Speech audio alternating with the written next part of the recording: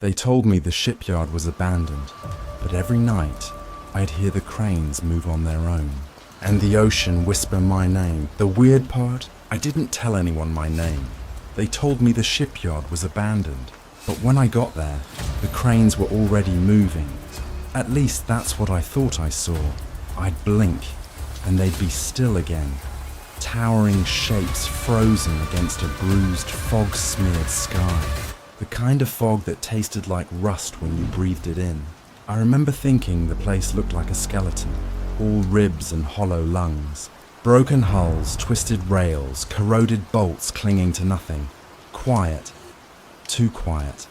That's what I wanted. Quiet. Somewhere the past couldn't follow. The company, if you can call it that, found me online. A vague listing. Overnight maintenance, remote shipyard. Good pay, no supervision, no interviews, no background checks. Just a message telling me where to go, and that payment would be handled weekly. It sounded like a scam, honestly, but I was desperate. I'd lost my job 2 months earlier after... Well, I don't want to get into that. Let's just say I needed to disappear for a while. When I arrived, the gate was unlocked, chain rusted through. There was no one to greet me. No trucks, no footprints in the mud, just a tiny prefab office with one flickering light bulb and a note on the desk. Welcome, Elias. Keep the generators running. Do not stay past midnight. At first, I laughed. I thought it was a prank. Who even writes notes like that anymore? But when you're standing in the middle of a dead shipyard with fog swallowing the horizon, jokes don't land the same. The first night passed quietly enough. The generators groaned, the sea lapped against the docks, and the metal cranes creaked in the wind. I told myself the noises were just the ocean breathing, but sometime after 2 a.m. I heard something else. A voice, not clear, not even loud, just there. Like someone humming underwater. It came between the generator's rhythm, like a whisper threaded through machinery. I remember freezing, holding my breath, thinking maybe I was just tired. But then it said my name. Elias. Soft. Close. I spun around so fast my flashlight slipped from my hand and cracked against the ground. The beam rolled across the concrete, catching nothing but empty docks and the faint shimmer of water. My heart was pounding, but the air stayed perfectly still. I didn't sleep much after that. The next morning, I told myself I'd imagined it. Sleep deprivation, isolation, maybe even some generator feedback. That's what I said, but when I replayed the sound in my mind, it didn't feel mechanical. It felt human. Like someone calling to me from beneath the waves. Still, I kept working. I'm not proud of it, but I needed the money. Every night I checked the generators, tightened bolts, marked readings. Routine kept me sane. Routine makes you forget. Except I couldn't forget, because every night around the same hour I'd hear it again. Always faint, always from the direction of the water. Sometimes just my name. Sometimes something else, something that almost sounded like a question. And sometimes I answered. I didn't mean to. It just slipped out. A whisper, a what? Or who's there? But once you start responding to things you can't see, it changes you. It opens something. I told myself I wasn't scared, but that wasn't true. Fear isn't always screaming and running. Sometimes it's quieter. Like holding your breath for too long because you don't trust what you'll inhale next. A few nights in, I thought I saw movement near Dock 4. A silhouette, maybe. A person walking along the edge. But when I blinked, it was gone. I convinced myself it was a trick of the fog, or maybe my own shadow warped by the floodlights. Except the lights weren't on that night. I didn't tell anyone. Mostly because there was no one to tell. No supervisor, no co-workers, no emergency number. Just me and the water. And maybe that's how I liked it. You see, solitude can make you feel safe when you're trying to forget something. when you don't want questions asked, but silence, true silence, starts to feel like it's listening. I'd lie in the office some nights, unable to sleep, the walls vibrating from the distant clang of waves against metal. Sometimes I'd swear I heard footsteps on the catwalks above me, heavy, slow, deliberate. Once I even shouted for whoever it was to stop messing around. But when I climbed up there, flashlight trembling in my hand, there was nothing, just an old seagull skeleton tangled in fishing wire. That's the part that makes me doubt my own story, because now, looking back, I can't tell which things happened and which things I made up to explain the sounds. Did I really see that silhouette by the dock? Did I really hear someone whisper my name? Or did I just want to? It's strange how the mind works when it's alone. Sometimes I think the shipyard was empty. Other times I remember lights moving in the distance, pale, yellow, and slow, like lanterns floating across the water. Maybe there were other workers there, and I just never met them. Or maybe I saw something else entirely. That's the problem with memory. It shifts, it corrodes, like metal left too long in salt air. Still, I stayed. Every night, even when the fog got thicker, even when the sea started to sound more like breathing than water, because I'd made a promise to finish the job.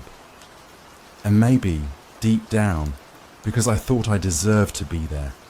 I didn't know it then, but the shipyard wasn't abandoned. Something was waiting, and it had already learned my name. You ever try to convince yourself something didn't happen until it starts happening again? That's what the second week at the shipyard felt like. Every night, a little more wrong. The air got heavier, the fog thicker, and the whispers clearer. I'd tell myself I was hearing the wind through the cranes, but deep down, I knew wind doesn't say your name, and definitely not in a voice that sounds young. It started small. Footprints. The first time I almost missed them. Bare feet pressed into the thin film of salt water along the dock. Small prints. Too small for a man. Too delicate for any of the workers who should have been there. I crouched down, ran my hand over them, and they filled with water instantly, like the ocean was trying to swallow the evidence. I told myself it was a prank. Someone had to be screwing with me. But the deeper I went into the shipyard, the quieter everything got. No birds, no creaking metal. Even the generators felt muffled, like the whole world was holding its breath. Then, one night, I saw her. It was just past midnight. The fog was moving like smoke, and the docks looked like they were floating on clouds. I was doing my rounds when I noticed a shape standing in the dry dock. Tall shadows stretching from the floodlight behind me. She stood ankle deep in stagnant water, her hair plastered to her face, her arms hanging limp at her sides. I froze. She didn't move, didn't speak. "Hey!" I shouted, forcing my voice to sound braver than I felt. "You're not supposed to be here!" Nothing. I took one step forward, the sound echoing across the dock. The figure tilted her head slightly, just enough for the light to catch her face. Eyes wide open, mouth slack, skin pale as sand. And then she was gone. No splash, no footsteps, just empty water. I told myself I imagined it. I had to. Maybe it was fog refracting light. Maybe my brain misfired. But when I climbed down into the dock, I found something floating in the water. An old torn ribbon. Sea green, frayed at the ends. I kept it. I don't know why.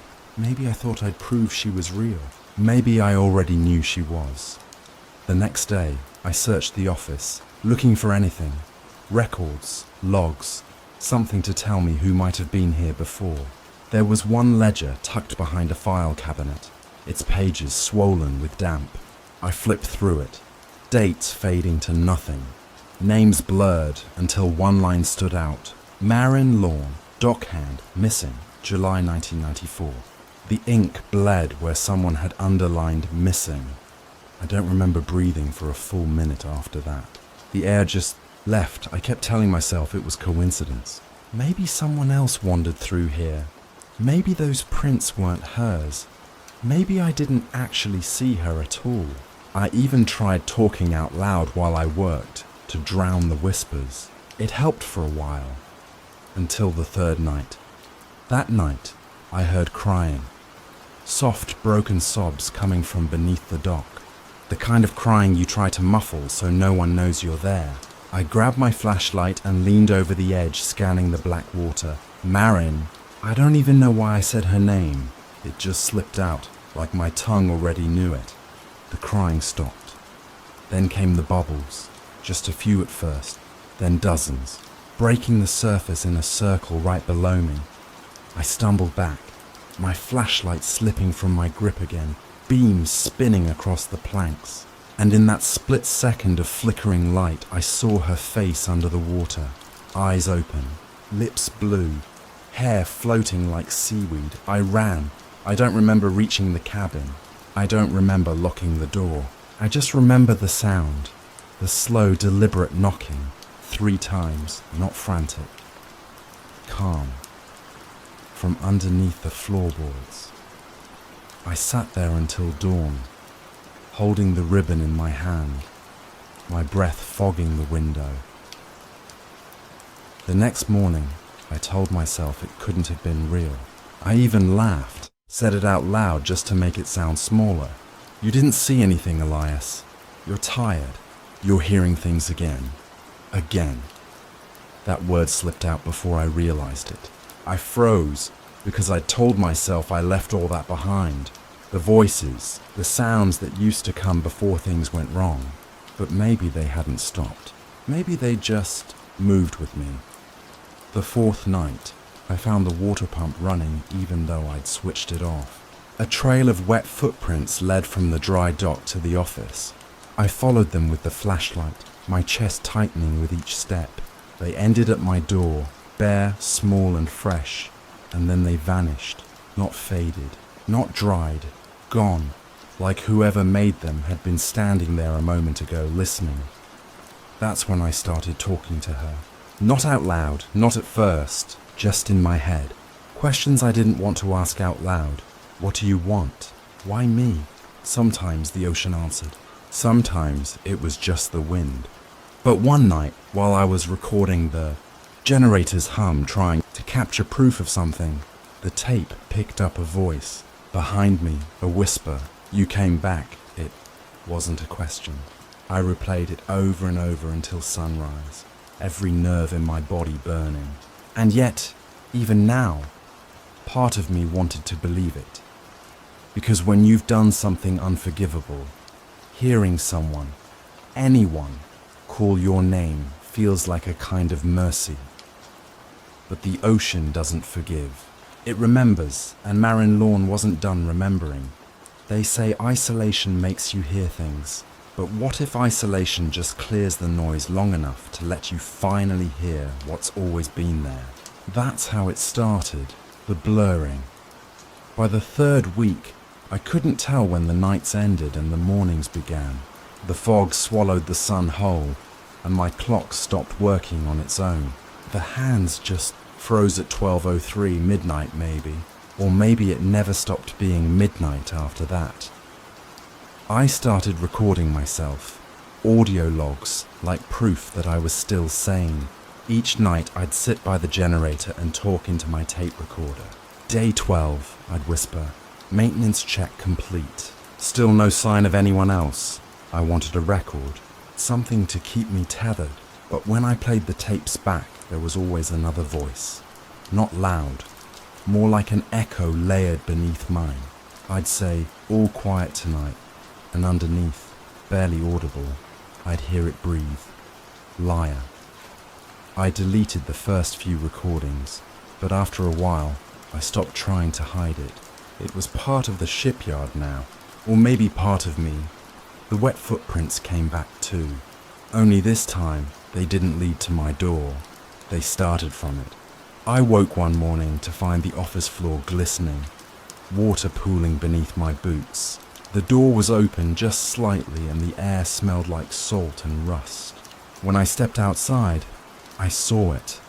The trail leading down to the dry dock. Same small bear prints as before. But this time, they weren't fresh. They were bleeding. I followed them anyway. I had to. The fog was so thick it swallowed my flashlight's beam within inches. I walked slow, each step echoing, the sound too loud in the emptiness. I thought about calling her name again, Marin, but I didn't trust what would answer. At the dock's edge, I found the rope ladder hanging into the pit. The water below shimmered dark and still. I should have turned back. But then I heard it again. That voice from beneath the water. Only now it wasn't crying, it was laughing.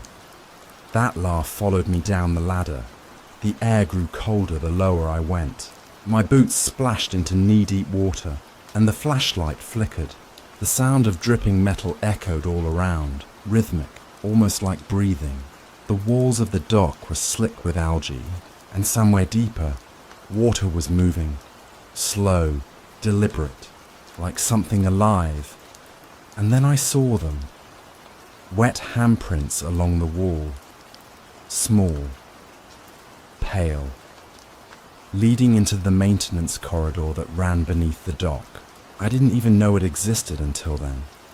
The hatch had always been sealed shut, but now it hung open, rusted bolts torn free. I remember whispering, "How?" Then the lights cut out. For a heartbeat, there was only black water and my own pulse thundering in my ears. And then a whisper, right next to me, Elias. It wasn't coming from behind or above. It was inside the corridor under the water. My body moved before my brain did. I dropped the flashlight and waded in, water climbing to my waist, then my chest. I tried to keep breathing, but the air was thick, heavy, and wrong. Every sound seemed too close, too personal. "Who are you?" I yelled, though I already knew. No answer, just that faint, warped laughter again, bubbling up from below. I turned to climb back out, but the ladder was gone. I swear it was gone. I shone my light where it should have been and saw only wet wall and shadow. That's when panic took over. I waded deeper into the corridor, trying to find another way out, but every few feet the water grew darker, thicker, colder. And then something touched my leg. Not seaweed, not debris, fingers. I screamed and stumbled forward, the water rising to my chin. I dropped the flashlight. It sank, beam fading into the murk. And in that fading light I saw her face, just below the surface. Eyes open, watching me. Marin. She didn't speak, didn't move, but behind her, in the darkness, shapes shifted. Other faces, distorted, unrecognizable, staring from beneath the ripples. I bolted. I don't remember how I made it back. Just that when I crawled out onto the dock, I was drenched, coughing, shivering, and the ladder was right there where it should have been, perfectly intact. That's when I realized the shipyard was changing me. I started hearing the whispers even when I was awake. They'd slip between my thoughts, finishing my sentences. Sometimes they sounded like Marin. Other times, they sounded like my sister. I didn't tell you about her, did I? Her name was Clara. She drowned when we were kids. At least that's what the police report said. But I still see her sometimes. Just a flash, the hem of her dress under the water. Maybe that's why I came here. Maybe I thought working by the ocean would make it easier to forget. But the ocean doesn't forget. It waits. That night, I replayed one of the recordings again, the one from the corridor. I wanted to prove to myself it wasn't real. But halfway through the playback, my own voice started. Arguing, I said, "Is anyone there?" And then, my voice answered, "You shouldn't have come back." I dropped the recorder. I didn't sleep after that. The walls of the office pulsed with the sound of waves, the ceiling dripping even though it hadn't rained in days. My reflection in the window didn't move when I did. It just stared, water pooling around its feet. That's when I decided to end the recordings. But the last one, day 19, still plays in my head. I don't remember saying the words, but I hear them every time I close my eyes. She's not the one drowning. And then, static. I don't know what it means. I don't want to, but the tide's been higher lately, creeping closer to the office door each night. The whole shipyard groans now, like it's sinking inch by inch. I keep telling myself I'll leave. Tomorrow. Just one more night to pack my things. But when I stand at the water's edge and listen, I can hear them again. The voices under the tide, and somewhere in there, I swear I hear my sister whisper back, "Stay." You ever wake up and realize the world sounds heavier, like the air's soaked with something it shouldn't be? That's how the last night began. The rain wasn't falling anymore. It was pouring upward, or at least that's how it looked through the window. Sheets of water sliding against gravity, dragging fog with them. Every surface dripped, every pipe moaned. The shipyard was drowning, and I was the only one left to watch. I don't even remember lying down the night before. One moment, I was staring at the recorder on my desk, promising myself I'd leave in the morning. The next, I was standing knee-deep in water, flashlight flickering, sirens blaring somewhere far beyond the fog. The tide had swallowed half the yard. The cranes leaned like drunk giants, their metal arms groaning as the wind shoved them. The ocean was no longer behind the docks. It was inside them. I told myself it was just a storm. But then I heard her voice again. "Elias." I turned toward the sound. She was standing on the dock, barefoot, soaked, hair plastered to her face. Marin, or what was left of her. Her eyes reflected the floodlights, hollow and endless. I wanted to run, but my legs refused. All I could do was whisper, "Why me?" She tilted her head. Then she smiled. Faint, almost kind. "You came back." The words hit like cold water. Back? I'd never been here before. At least I didn't think I had. But then the smell of salt filled my mouth. And suddenly, I wasn't in the shipyard anymore. I was on a pier. Years ago, the wood was slick, the night alive with the hum of crickets and the crash of waves. A girl's laughter, my sister's, echoed somewhere behind me. She was 14, all light and motion, spinning near the edge of the dock, saying, "Bet you can't catch me." I shouted something back, I don't remember what, and then she slipped. The splash, the scream, the silence after. I remember the flashlight falling from my hand, same as it always does. The beam spinning, catching her face for one terrible second before it vanished beneath the water. And then, me, standing there, doing nothing. No, that's not right. I didn't just do nothing. I took a step back. That's what I never told anyone. Not the police, not my parents, not even myself. I let her drown, because I was angry, because she was laughing when I wasn't, because part of me wanted her to stop. And when the water closed over her head, I said her name once, just once, and then walked away. The sound of the waves snapped me back. The shipyard was shaking now, the storm howling like an animal. Marin, or maybe Clara, I couldn't tell anymore, was still standing on the dock, motionless, eyes fixed on me. "You're not her," I said. "You're not Marin," she didn't answer, just stepped closer, one bare foot pressing into the rising water. That's when the floodlights blew out. Darkness, thunder, a rush of wind that felt like breath against my ear. "You remember now."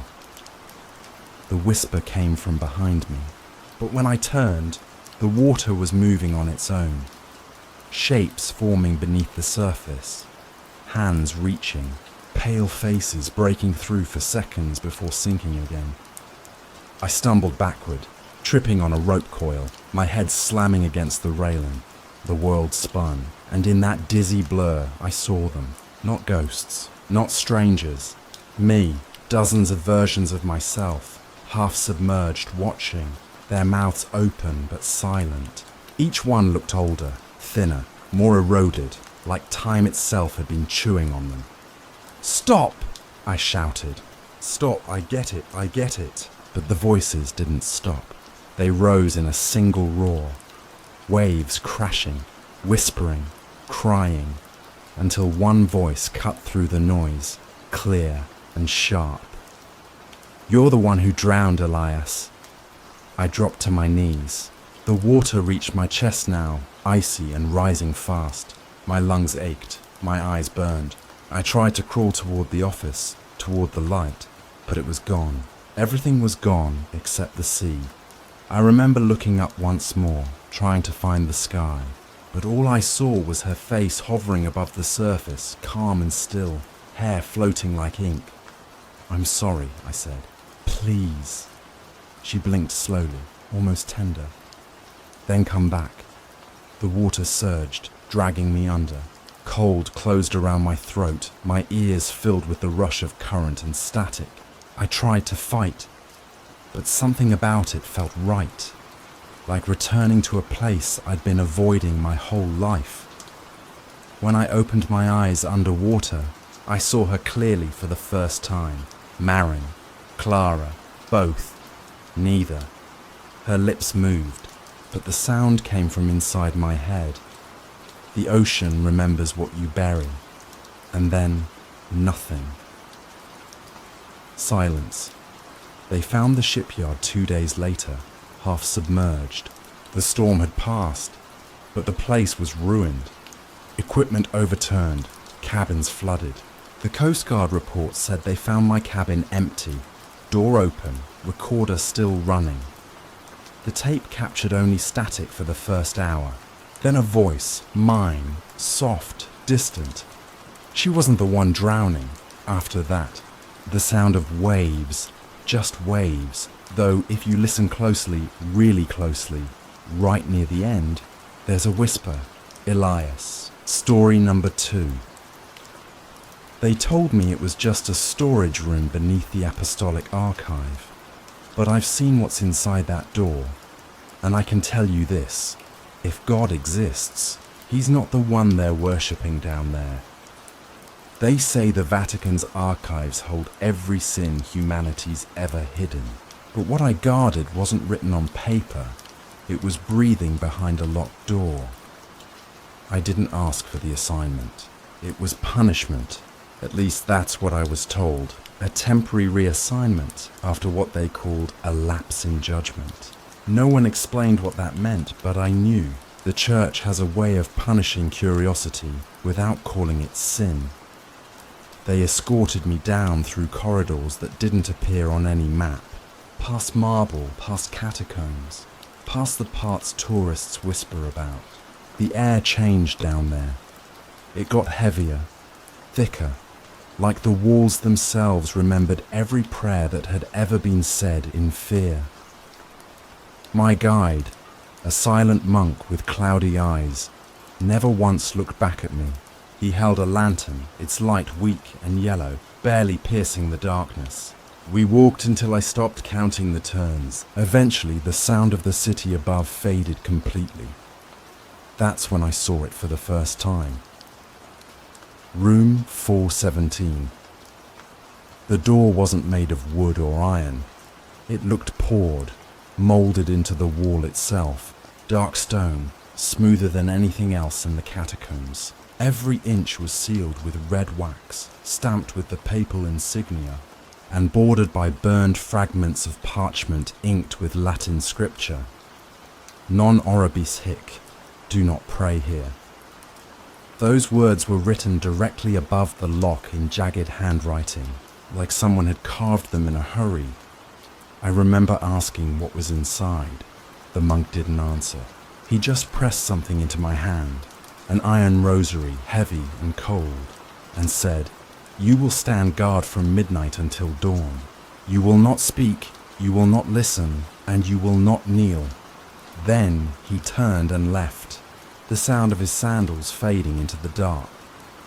The guard booth was nothing more than a small glass box set into the wall opposite the door. It had one dim light, a logbook, and a rotary phone that, I was told, would only ever ring in an emergency. On the inside of the booth window, a paper list was taped, my rules, written in Latin and English. Never open the door. Never allow prayer near the door.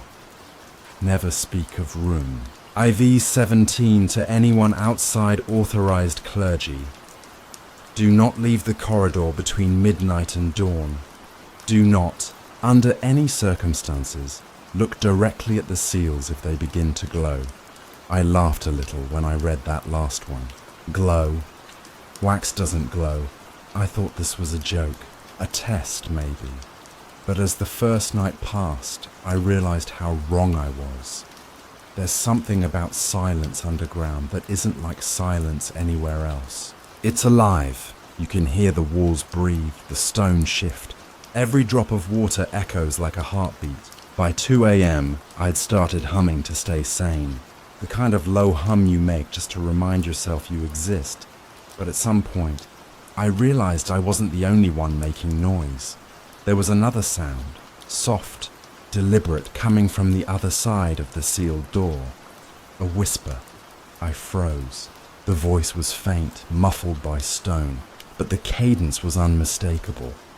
It was praying, Latin, old, older than I'd ever heard in Mass.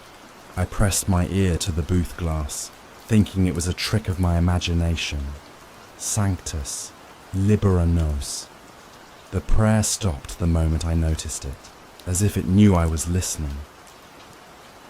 When I finally forced myself to sit down again, I tried the phone.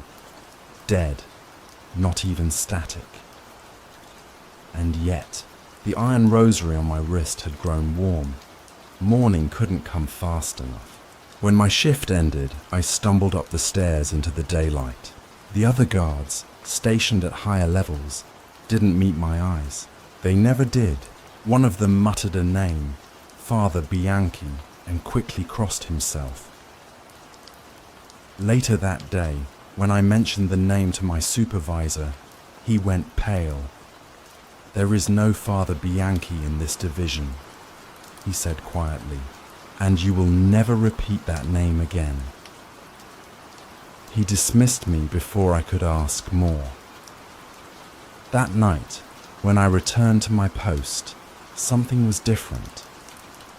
The wax seals on the door had been redone, fresh and glossy, still warm at the edges, but the Latin text above them was gone, scraped off, and taped to the inside of the booth window was a new piece of paper, same handwriting, same Latin, different rule. If the door calls you by name, do not respond. The next few nights blurred together. The same corridor, the same darkness, the same silence that wasn't silence. Sometimes I thought I saw the wax tremble, as if breath moved behind it. Once I swear I smelled incense, sweet, old, burning in the air. But incense doesn't linger underground, not without smoke. Still, I told myself it was fine, that I was imagining things, until the whisper returned. Only this time, it didn't pray, it spoke. Matteo, my name, clear as day. I felt every hair on my body rise. The voice was gentle, almost kind, but the sound came from the wrong side of the door. I wanted to run, to scream, to pray, but I remembered the rules. Never pray near the door. So I did nothing. I sat there, trembling, watching the seals, watching the flicker of the lantern catch on the wax. The whisper came again, softer. Brother, it's cold. I don't know how long I stayed frozen. The lantern eventually went out, leaving me in absolute darkness. And in that darkness I heard it move, just once, a slow drag, like cloth on stone. Then silence. When morning came, The seals were intact. The booth light flickered back on. The phone rang once, shrill and sharp. I lifted the receiver. "This is Father Matteo Vieri," I managed. "There's..." A calm voice interrupted. "You did well. Do not speak of what you heard. The next shift will begin tomorrow." I recognized the voice. Cardinal Mazzini. But before the line went dead, I swear I heard another voice in the background. Faint, but distinct.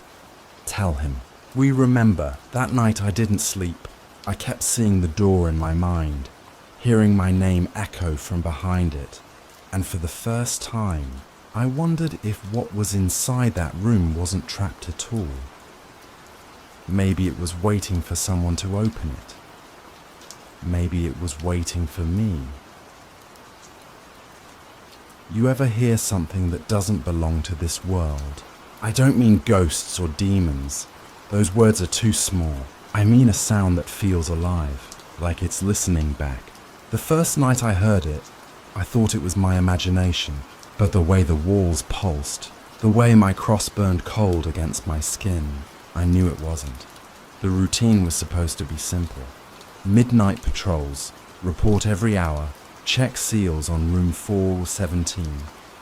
The corridors always smelled faintly of oil and damp parchment, like an old tomb trying to remember it was once holy. The others, Father Rossi and the technician from archives, never spoke to me much. They'd nod, mutter, "God keep you," and vanish before the bells rang midnight. I thought it was Vatican paranoia, some bureaucratic relic. But that night, I noticed something new. The wax seal on the door looked different. Not broken, just softened, as if someone had pressed against it from inside. My flashlight flickered when I aimed it there. I remember thinking it was the humidity. It's easier to lie to yourself when you're underground. At 2:13 a.m., the noise began. It wasn't loud, more like breath scraping against wood. Then a faint tap, tap, tap, like fingernails on stone. I froze. Every instinct telling me to move, to do something. But the only thing I managed was to whisper a prayer I half remembered from childhood. That's when I felt it. A vibration in the air, as if the door itself exhaled. The guard booth phone rang once, just once, then silence. Rule number 1, never answer calls after 2 a.m. I didn't. But whoever or whatever was on the other end didn't hang up. I swear I could hear faint breathing through the static, the sound of someone trying to form a word. My name, Matteo, drawn out like a sigh. I backed away from the phone, heart hammering so hard I could taste iron. I wanted to leave, to radio Rossi, but the rules were clear. No contact unless the seal broke. My training told me to stay calm. My faith told me to pray. My instincts told me to run. I did none of them. I just stood there listening. The tapping stopped. For about 10 minutes nothing happened. Then something scraped across the inside of the door. Slow, deliberate. Not claws, not wood. It sounded like chains being dragged over marble. When my shift ended at 4 a.m., I didn't mention any of it. The next guard, an older man named Corrado, looked at me too long before taking his post. His eyes were red-rimmed, like he hadn't slept in weeks. "You heard it, didn't you?" he said quietly. I didn't answer. He nodded anyway. "It doesn't stop." "Not really. Just gets quieter when you start to believe it's gone."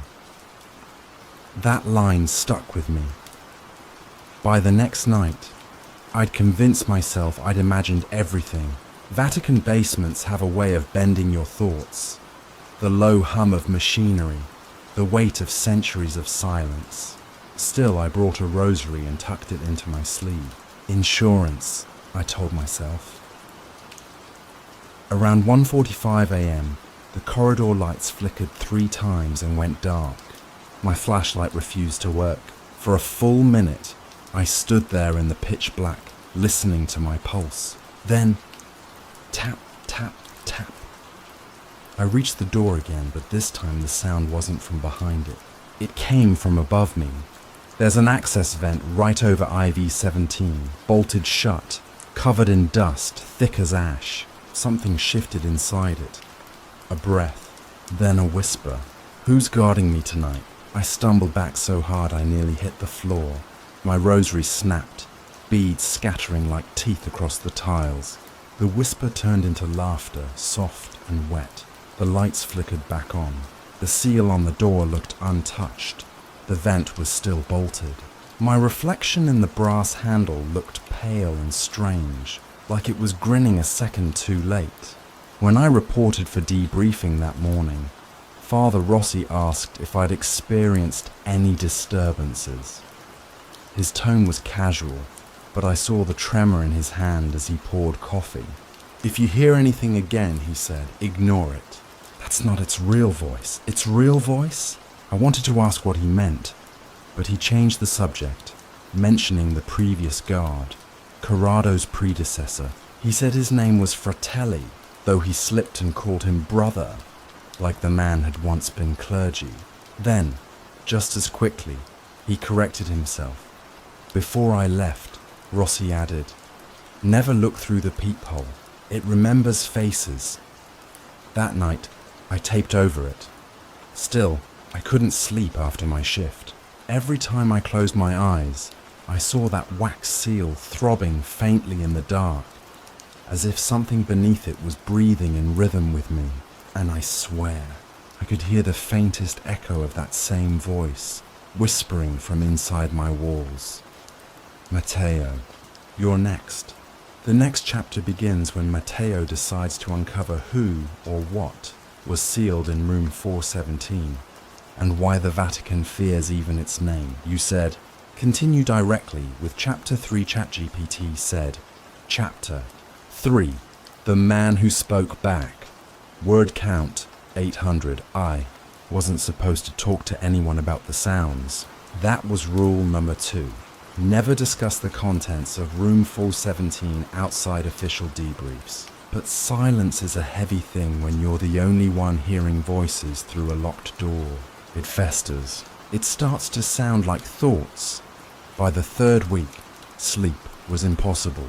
I'd wake up drenched in sweat, convinced I heard that same whisper in my dreams, my name curling at the edges of every prayer I mumbled. The worst part? The voice didn't sound evil. It sounded lonely.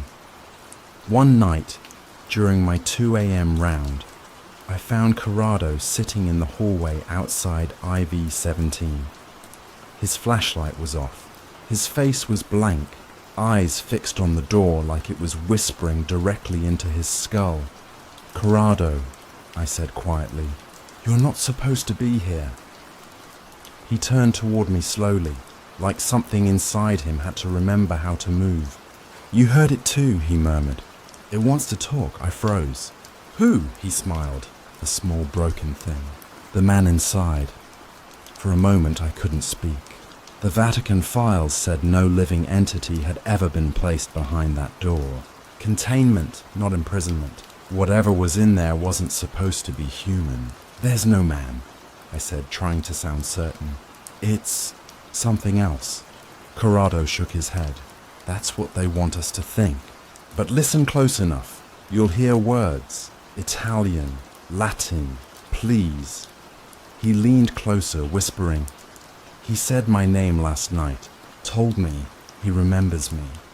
I wanted to call for Rossi, to get this old guard replaced, but something in his eyes, pure shaking terror, made me pause. Before I could reply, the corridor lights flickered again.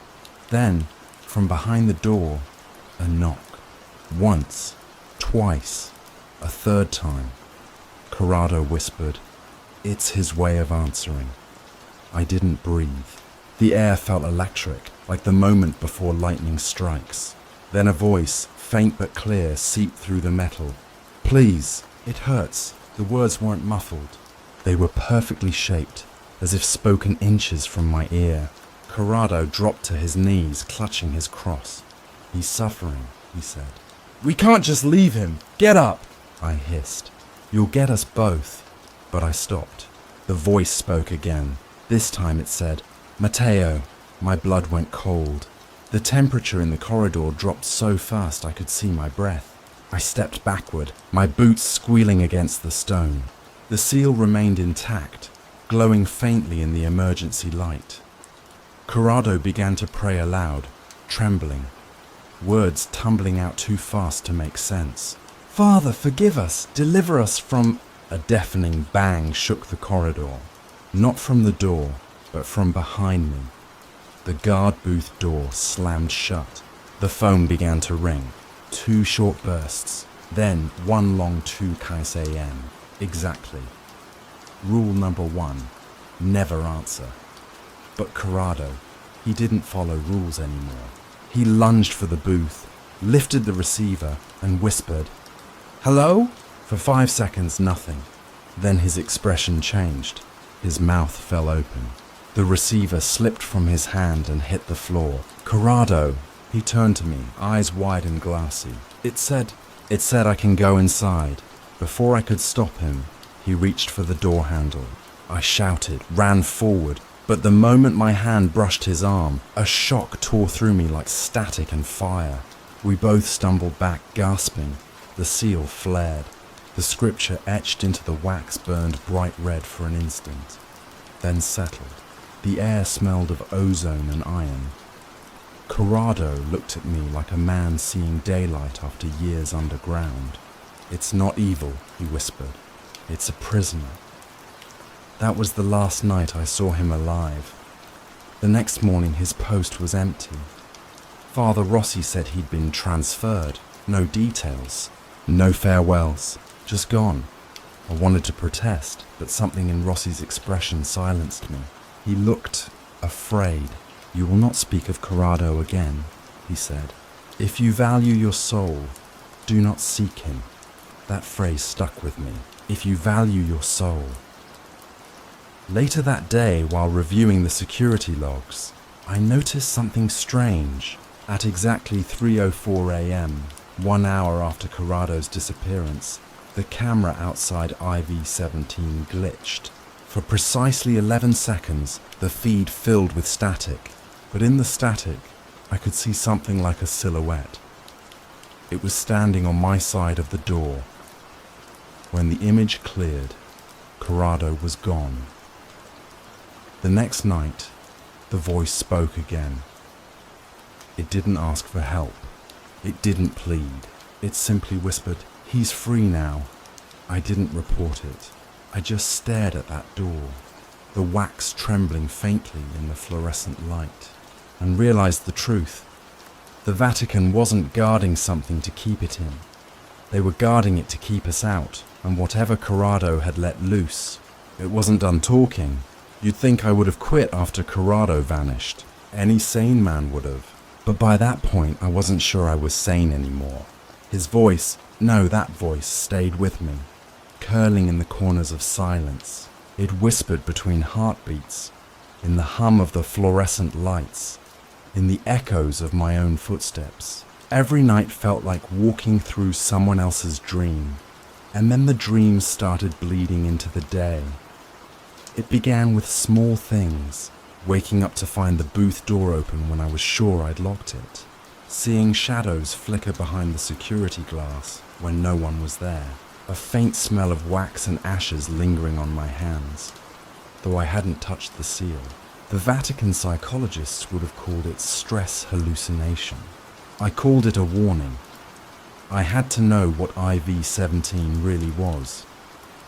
The archives were 3 floors below the containment level, an underground labyrinth where old papal decrees, exorcism transcripts, and classified relic records were stored. My clearance shouldn't have allowed me inside, but I'd found Corrado's keycard the morning after he disappeared, wedged under my chair. I told myself I'd return it. Instead, I kept it. Maybe some part of me already knew I'd need it. When the elevator doors opened, the air hit me. Stale, dry, heavy with dust and centuries of secrets. I followed the flickering emergency lights through aisles of parchment and locked drawers, until I reached a sealed glass case marked Archivum Obscurum. Inside, I saw a series of folders bound in black ribbon, labelled in Latin. One caught my eye immediately. Custodia 17, non aperire. Containment 17, do not open. My pulse quickened. I swiped Corrado's keycard. To my surprise, it worked. The case clicked open with a sigh, like it had been waiting. Inside were yellow documents, a few photos, and a recording log. The earliest entry dated back to 1894. The handwriting was neat, deliberate. Object secured beneath St. Peter's. Entity claims to be a messenger, but displays deceptive faculties. Speech induces compliance. No exorcism has succeeded. Seal reinforced by order of His Holiness. Another note followed, written decades later, shaky and desperate. Voice now mimics the penitent. Demands prayer. Claims pain. Must not be believed. Memory alteration noted in previous guards. There were names listed. Guards, priests, even one cardinal. All marked transferred. But next to the last name, Corrado Ferry, there was no notation. Just a single inked word. Freed. My hands trembled as I flipped through the rest. Sketches of the seal, notes about vocal mimicry, and one photograph that made my stomach drop. It showed the door to IV-17 exactly as I knew it, but instead of the wax seal, there was a gaping hole burned into the wood, and behind it, something blurred. A human shape, but stretched, warped, as if the lens had refused to focus on it. Suddenly, behind me, footsteps, soft, deliberate, getting closer. I turned. Nothing, just rows of shelves. But when I looked back at the glass case, there was a reflection, someone standing behind me. A man, tall, in a Vatican Guard uniform, his head slightly tilted. "Corrado," I whispered. The reflection smiled. I spun around, empty. My flashlight flickered, then died. I was swallowed in darkness, and then, from somewhere deeper in the stacks, a whisper. Not distant, not echoing. "Just there! You shouldn't have come here, Matteo." I bolted for the elevator, the folder clutched in my hands. When the doors slid open, I nearly screamed, because for a second, I swore I saw wax dripping down the frame, glowing faintly like molten gold. Then it was gone. Back in the booth, I spread the papers across the desk. Every rule, every restriction, every ritual, it all made sense now. The Vatican wasn't guarding a demon. They were guarding a seraphim, or something pretending to be one. A being that spoke like heaven, but smelled like hell. That's when the phone rang again. 3 rings this time. It wasn't 2 a.m. It was barely midnight. The line wasn't supposed to work outside protocol hours, but the ringing wouldn't stop. Against every rule, every instinct, I answered. Static. Then a voice. "Matteo, thank you for finding the truth." I froze. It wasn't the same whisper from before. This one sounded human, like Corrado, but hollowed out. "What did they do to you?" I asked. The line crackled. "They lied. The room isn't a prison, it's a gate. A gate to where?" Before he could answer, the lights surged and blew out. A thunderous bang came from the corridor, the unmistakable sound of metal tearing. I grabbed the flashlight, heart pounding, and aimed it at the security feed. Camera 4, room 417, was wide open. The door hung from its hinges, seal melted away. I didn't breathe. My headset buzzed with feedback, then a soft, almost tender voice whispered, "He walks now." I dropped the radio. Outside the booth, the hallway lights flickered back on one by one, stretching toward me like a fuse being lit. Each bulb popped as it reached the booth, sparks dancing in the dark. I ran through the hall, past the chapel alcove, down the stairwell. But everywhere I went, the air felt occupied, like someone was just out of sight, matching my breath. At the stairwell landing, I stopped. The corridor ahead was lined with fresh wax seals, each one glowing faintly. But they weren't on the doors. They were on the walls, and in the center of the hall stood Corrado. He smiled faintly, eyes black as candle soot. "It forgives us now," he said. The next thing I remember is the alarm screaming and the lights going red. That's where the footage ends, apparently. I woke up 3 days later in an infirmary with no record of what happened next. Just an unsigned discharge slip and orders to never return. But I did. And when I did, the door to room 417 was sealed again, except this time the wax was fresh and stamped not with a Vatican crest, but with my own name. To be continued. Chapter 5. The thing wearing my voice. I shouldn't be recording this. I shouldn't even be alive to. The Vatican made it clear. Forget, deny, disappear. But if you're hearing me now, it means whatever's behind that door found another way out. They told me I left the facility on my own, that I resigned. But that's not true. I remember red lights flashing, walls shaking, Rossi shouting something in Latin, and then darkness. Next thing I knew, I was waking in a hospital room in Rome with bandages on my hands, my badge missing, and a priest watching me like I was contagious. He said I'd been unconscious for 3 days, that the incident was contained. But when I asked about Corrado, he only said, "His service has been acknowledged." Acknowledged. That word still makes my stomach turn. After they released me, I tried to go back to normal, but every reflection looked wrong. Every voice echoed twice. My apartment smelled faintly of candle wax. The first night home, I woke to the sound of someone moving in the kitchen.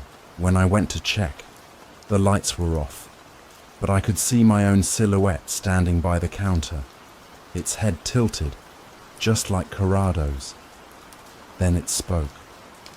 "Go back," it said softly. I couldn't move. My throat felt filled with smoke.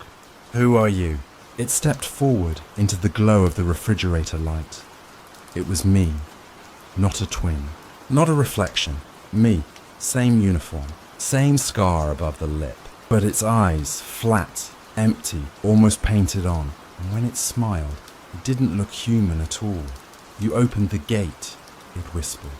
"Now you have to keep it closed." I blinked and it was gone. I told myself it was a nightmare, a hallucination, trauma. The Vatican's shrinks would have called it survivor's guilt. But then my phone started ringing. No number, just the time. 2 a.m., the same as in the booth. The voice on the other end wasn't Corrado's this time. It was mine. "Don't hang up," it said.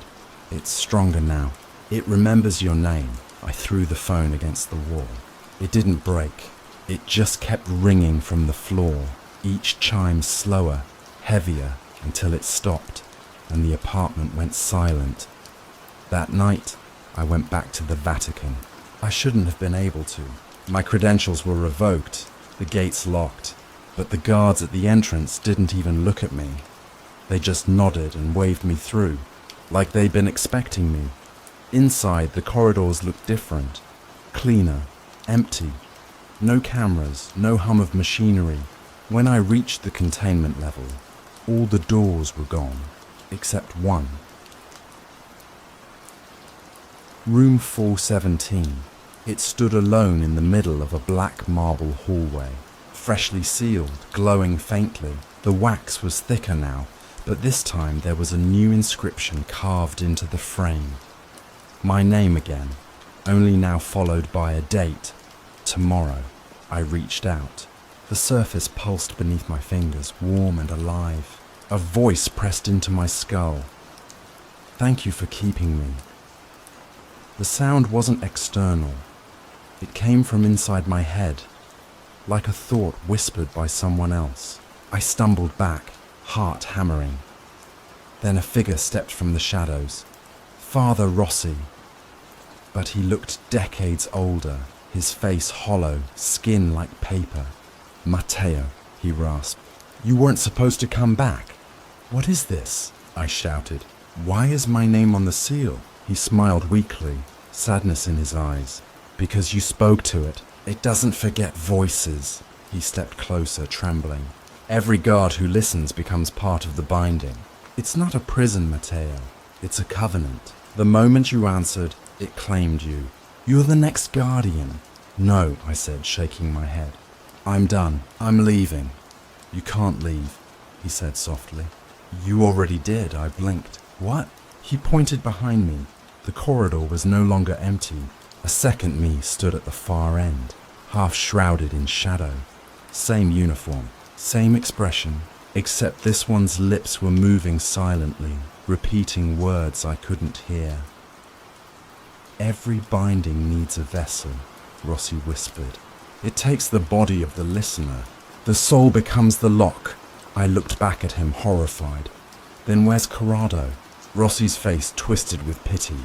You've spoken to him already. The lights flickered. The other me started walking forward, slowly, deliberately. With each step, the wax seal behind me pulsed brighter. The air turned thick, sweet with incense and rot. Don't let it touch you, Rossi gasped, clutching his rosary. The lights blew out. A single hand touched my shoulder, and I heard my own voice whisper, You were supposed to guard it, not open it. Everything went black. When I woke, I was standing in the booth again. The monitors hummed softly, the same as before. The same dim corridor. The same door, IV-17, sealed and silent. Only this time, the reflection in the glass didn't move when I did. I raised my hand. It didn't. I smiled weakly, and it smiled back. A moment late. The intercom crackled to life. A young voice, nervous, uncertain. This is Guard Matteo, reporting for first night duty. Can anyone hear me? I froze, because the voice wasn't mine anymore. It was someone new, and somewhere deep below. Beyond that door, something laughed. A sound like broken glass and breath. It whispered one word. Again. Story number 3, it's funny. People keep asking why I don't fish anymore. I tell them the sea changed that night, but the truth is, the sea didn't change. We did. Pauses, voice trembling. And before you judge me, you need to understand. I wasn't supposed to pull it out of the water. I wasn't supposed to see it blink. You ever hear something breathe underwater? No, I mean actually breathe. Like lungs, not bubbles. That's how I usually start the story, because it gets people to lean in, and once they lean in, they don't look away. I've been a fisherman my whole life. My father was one, and his father before him. We grew up by the water, a small coastal town that smells of salt, diesel, and secrets. The kind of place where the tide decides when you wake up and when you go to sleep. Folks here say the ocean's got moods, and that if you stay long enough, you start to catch 'em too. I used to laugh at that. I don't anymore. The night it happened, the sky was cloudless. No wind, no sound, but the slow, lazy slap of waves against the hull. My brother Liam was with me like always. He's younger by 3 years, but louder by 10. Always singing, tapping his fingers, making everything a song. I like that about him. The sea can be quiet in the worst kind of way, and his voice kept it human. We set out just before midnight. It was supposed to be a short run, just a few miles out past the ridge. The radio chatter earlier that week was full of strange talk. Sonar readings near the trench, shapes that didn't fit the usual patterns. People said it was a glitch, a school of tuna, maybe even a submarine drifting too close. But Liam had that grin on his face, the one that meant trouble. "Come on," he said. "What if it's something no one's seen before?" I remember laughing, saying something like, "Then it's probably better off staying unseen." But he didn't listen. He never did. Out on the water, everything looked wrong, too calm. The kind of calm that presses against your eardrums, like the air's waiting for something. Even the gulls had stopped following us. Liam joked about it. Guess they heard what we're after. But there was a tremor in his voice he tried to hide. I caught it though. I always do. We dropped the nets a little after 1. The water swallowed them clean. No drag, no resistance. The kind of cast that makes you think the sea's empty all the way down. We waited 30 minutes, maybe 40. Liam smoked, humming something low. I stared out at the horizon, that endless black split, only by the blinking red of the buoy lights. Then it happened. The first jolt nearly knocked me off balance. The deck shuddered like something had slammed into the hull from below. Liam jumped up, grabbing the reel. "Got one," he shouted. But it wasn't excitement in his voice. It was disbelief. The line was spooling fast, too fast, cutting into the surface of the water like it was alive.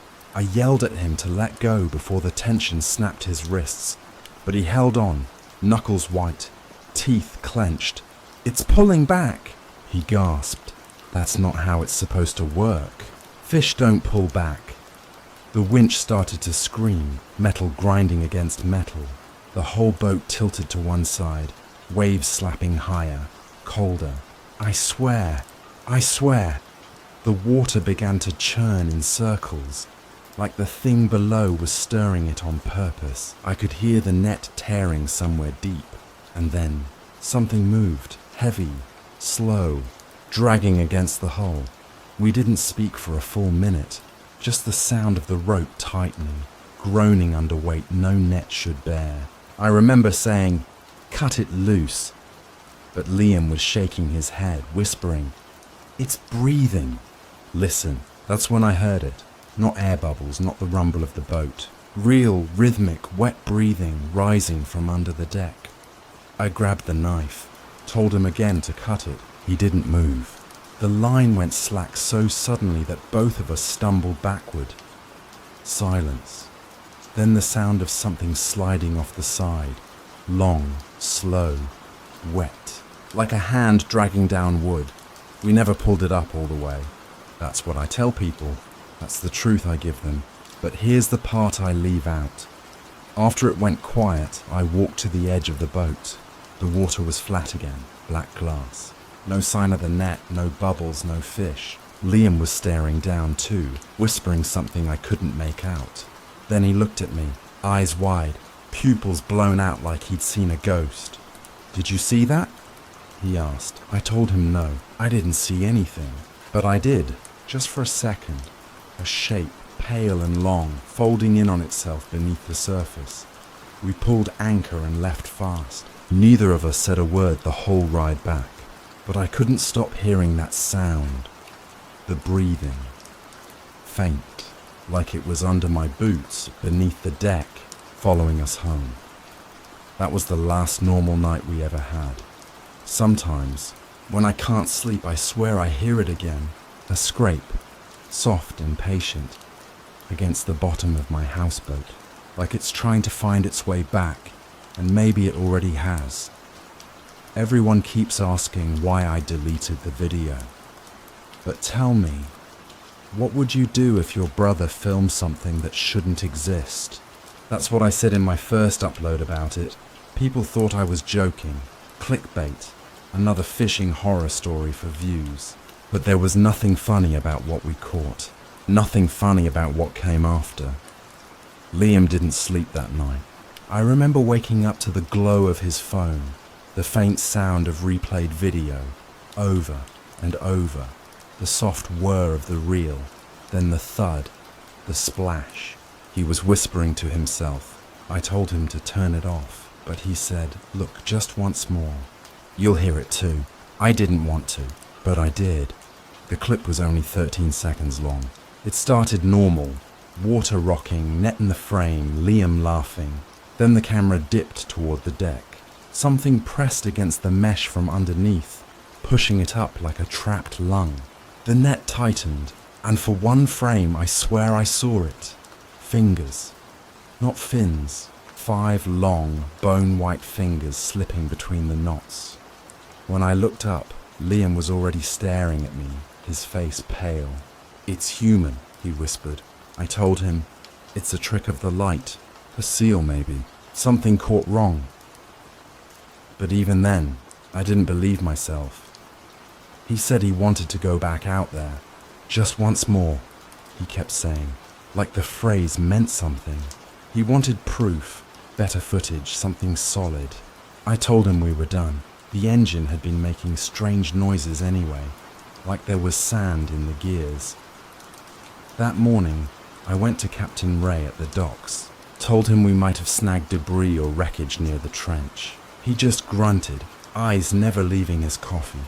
"And that area's cursed," he said. "Been that way since before my time." Then he looked up at me. "You boys didn't drag anything home, did you?" I laughed. I wish I hadn't. When I got back to the boat, Liam wasn't there. The nets were still out, dripping in the sunlight. His phone was sitting on the edge of the railing, video open. The thumbnail froze on that same frame, those fingers. I hit play, but the footage was gone, replaced by a black screen. Just audio this time, the sound of water lapping, a heartbeat-like rhythm, and something faint beneath it, a voice. At first I thought it was Liam, muffled, distorted. But the longer I listened, the more I realized it wasn't speaking English or any language I knew. The cadence was wrong, like someone trying to imitate speech but not quite getting it right. When he came back that evening, he was quiet, didn't mention the video, didn't mention the sea, just sat on the deck with a beer, staring out where the horizon met the dark. I wanted to ask where he'd gone, but something in his eyes told me not to. Later that night, we heard it again. The scraping, not from under the hull this time, from inside the nets, piled on the dock. I remember walking toward them with the flashlight, my hand shaking. The beam caught movement, tiny droplets falling from a tangled mass of rope and kelp. I reached out and pulled. Something wet slid free, a torn piece of mesh stretched around what looked like skin. Pale, translucent, too smooth. Liam stepped beside me. "It's still down there," he said, voice flat. "It's following us." We didn't sleep. Every time the tide rose, the dock groaned, and I swore I could hear something breathing beneath it. The next morning, Liam wanted to show the video to the police. I begged him not to. "They'll think we're crazy," I said. "Or worse, they'll take it from us." He just smiled, the kind of smile that doesn't reach the eyes. Maybe it already took what it wanted. That was the last normal conversation we had. By the end of that week, half the town was talking about strange sonar readings again. Nets going missing, boats drifting unmanned. Captain Ray closed the pier for 3 days. Said it was for safety, but we all knew better. Fishermen whispered about voices at night. Low, wet sounds calling names from the surf. I tried to delete the file from Liam's phone. It wouldn't let me. Every time I hit delete, the screen froze, then replayed the sound of that heartbeat, that false imitation of language. Finally, I smashed the phone. Thought it was over. But 2 nights later I woke to a thump against the hull. Then another, a pattern, steady, insistent. I thought it was the tide, until I realized it was coming from inside the boat. Liam stood at the bow, staring down into the black water. His lips were moving, whispering something. I called his name, but he didn't turn, just lifted his hand like he was signaling someone below. And then, faintly, something answered. A single ripple spread out across the surface, wide and slow. Then the voice came again, clearer this time, low and wrong, echoing his whisper back to him. He smiled. When I reached him, the water was still, and he was gone. Everyone keeps asking why I deleted the video. I tell them it was corrupted. But the truth? I deleted it because every time I watched it, it got longer. You ever play a sound so many times you start hearing things that aren't there? Because I swear, the last time I played Liam's recording, it spoke my name. It's been 3 weeks since he vanished. The Coast Guard called it a probable drowning, said he must have fallen overboard chasing something stupid. But I know my brother, Liam, didn't fall. He followed. They searched the bay for 6 days. Found nothing. No body, no clothes, no sign he ever touched the water. The only thing left behind was his waterproof phone case, tangled in one of the ropes. I still don't understand how it got there. Sealed shut, bone dry. When I opened it, there was one video file. Same one I thought I'd deleted, only now it was longer. 27 seconds. I should have destroyed it then, but I didn't. I don't know why. Curiosity maybe, or guilt. Probably guilt. I just needed to hear his voice again. The first time I played it, the audio was rough, static, muffled by water. You can hear the net creaking, waves slapping, the occasional clang of the boat. Then Liam's voice, low, shaky. It's down there again, he says. I think it's waiting. Then something answers. I can't describe it right. It's not a growl, not a word. More like a question made of sound, deep and wet, like the ocean itself was trying to talk. The second time I played it, there was a new sound layered underneath. A heartbeat, too slow to be human. The third time, that's when I heard my name. At first I thought I imagined it. The mind fills blanks when it's desperate. But when I slowed the playback down, boosted the audio, it was clear. My name, drawn out, distorted, spoken in Liam's voice but submerged, gurgling, like he was trying to speak through a mouthful of seawater. That's when I started recording these videos. The first upload was supposed to help me process it, to tell the story, to make it make sense. But every time I replayed the footage before uploading, small things changed. Background noises shifted. In one version, you can hear footsteps behind me, even though I live alone. In another, the water outside my houseboat sounds closer, like it's lapping against the walls. People in the comments say I'm just editing for effect. Some even claim to hear whispers if they wear headphones. But I haven't edited anything. Not 1 second. A few nights ago, I dreamed I was back on the boat. The sky was the same, moonless, flat. Only this time, there was no Liam. Just me, pulling the net alone. Something heavy inside. I remember looking down, seeing fingers. Those same white, bone-thin fingers, curling around the edge of the mesh, one hand then another. Then they stopped pulling, and the surface broke open like it was breathing. I woke up before I saw the face, but I could feel it watching me.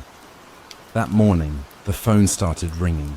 Unknown number, no voice on the other end, just a wet, dragging sound.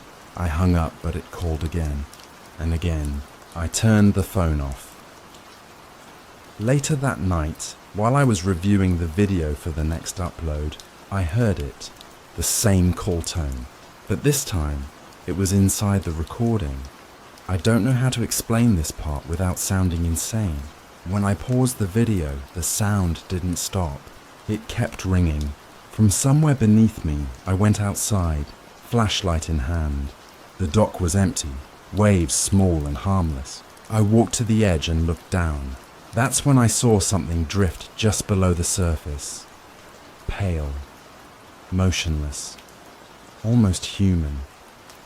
I froze. The light flickered, and when it came back, nothing. That was the first night I started to think maybe I didn't delete the video soon enough. Maybe deleting it didn't matter. Maybe it had already spread. People don't understand that the sea remembers. It's not just water, it's memory. Everything that sinks stays part of it. And I think Liam, I think he's part of it now. Yesterday, I uploaded a clip for my subscribers, a small piece of the audio. I told them it was fake, just an experiment in sound. But when I checked the analytics this morning, something was wrong. The file had grown by 12 seconds. My version was 13. The one on YouTube, 25. I played it back. Halfway through, the static clears, and you can hear breathing. Slow, wet, deliberate. Then a voice. Not quite Liam's, but not anyone else's either. I'm still here. The video glitched right after that. Frame by frame, I could see something behind me. Tall, slick, pale like fog, standing in the reflection of the window. But when I turned around, nothing was there. I haven't uploaded since. I barely sleep. Every time I close my eyes, I hear the reel turning, the net tightening, the scrape against the hull. I keep thinking about the last thing Liam said before he disappeared. It's looking at me. I think I finally understand what he meant. It's not looking at us. It's looking through us. And if you're hearing this now, maybe it's already found another way to see. I thought he was gone. But last night, Liam came home. I don't know why I started filming again. Maybe because saying this out loud makes it feel less real. Or maybe because some part of me wants proof. Proof that I'm not losing my mind. Proof that I didn't see what I think I saw. It's been 5 days since the video glitched. 5 days of silence from the sea. No knocking, no scraping, no phantom calls in the night. I almost convinced myself it was over until I found the boots. They were sitting outside my door this morning. Liam's. Same mud stains on the toes, same frayed laces, only they were wet, inside, dripping seawater, as if he'd just stepped out of them. I didn't touch them, just stood there, staring, until I noticed the puddle trailing off toward the dock. That's when I heard the first knock. Slow, dull, from beneath the boards. 1, 2, 3. Then silence. By the time I got my flashlight, it had stopped. I told myself it was just the tide, maybe a loose rope. But when I leaned over the edge, I saw ripples. Small, circular, spreading from the center outward. Something had been there, something close. That night I dreamed of him again, standing waist deep in the surf, clothes soaked, eyes open too wide. He wasn't trying to speak this time, just watching me, waiting. When I woke up, the smell of salt filled the room. My window was open, curtains fluttering, though I swear I locked it. I decided to check the boat the next morning to prove to myself there was nothing there. The sun was already low when I reached the dock, the air heavy with that metallic scent before a storm. The deck groaned beneath my feet, each step echoing like a hollow drumbeat. The nets were gone, every single one, just coils of rope sliced clean, and in their place, scattered across the deck, were fish. Dead ones, not torn or gutted, just lying there, eyes glazed white, mouths open like they'd been gasping for air. That's when I saw the trail, thin streaks of salt water leading toward the cabin door. It was open. Inside, the air was damp and cold. My breath fogged. The walls were streaked with condensation, the way they get in deep winter, but it's still October. I stepped forward, and something crunched beneath my boot. A phone, Liam's old one. The screen flickered to life on its own. The video was already playing. The frame showed the deck at night, rain falling sideways. The camera tilted toward the water, and there he was, Liam, standing at the edge, back to the lens. He turned slightly, enough for me to see his face. His skin looked stretched, like it didn't fit right anymore. His mouth opened, and a noise came out. Not words, just a drawn-out exhale, as if his lungs were full of the ocean itself.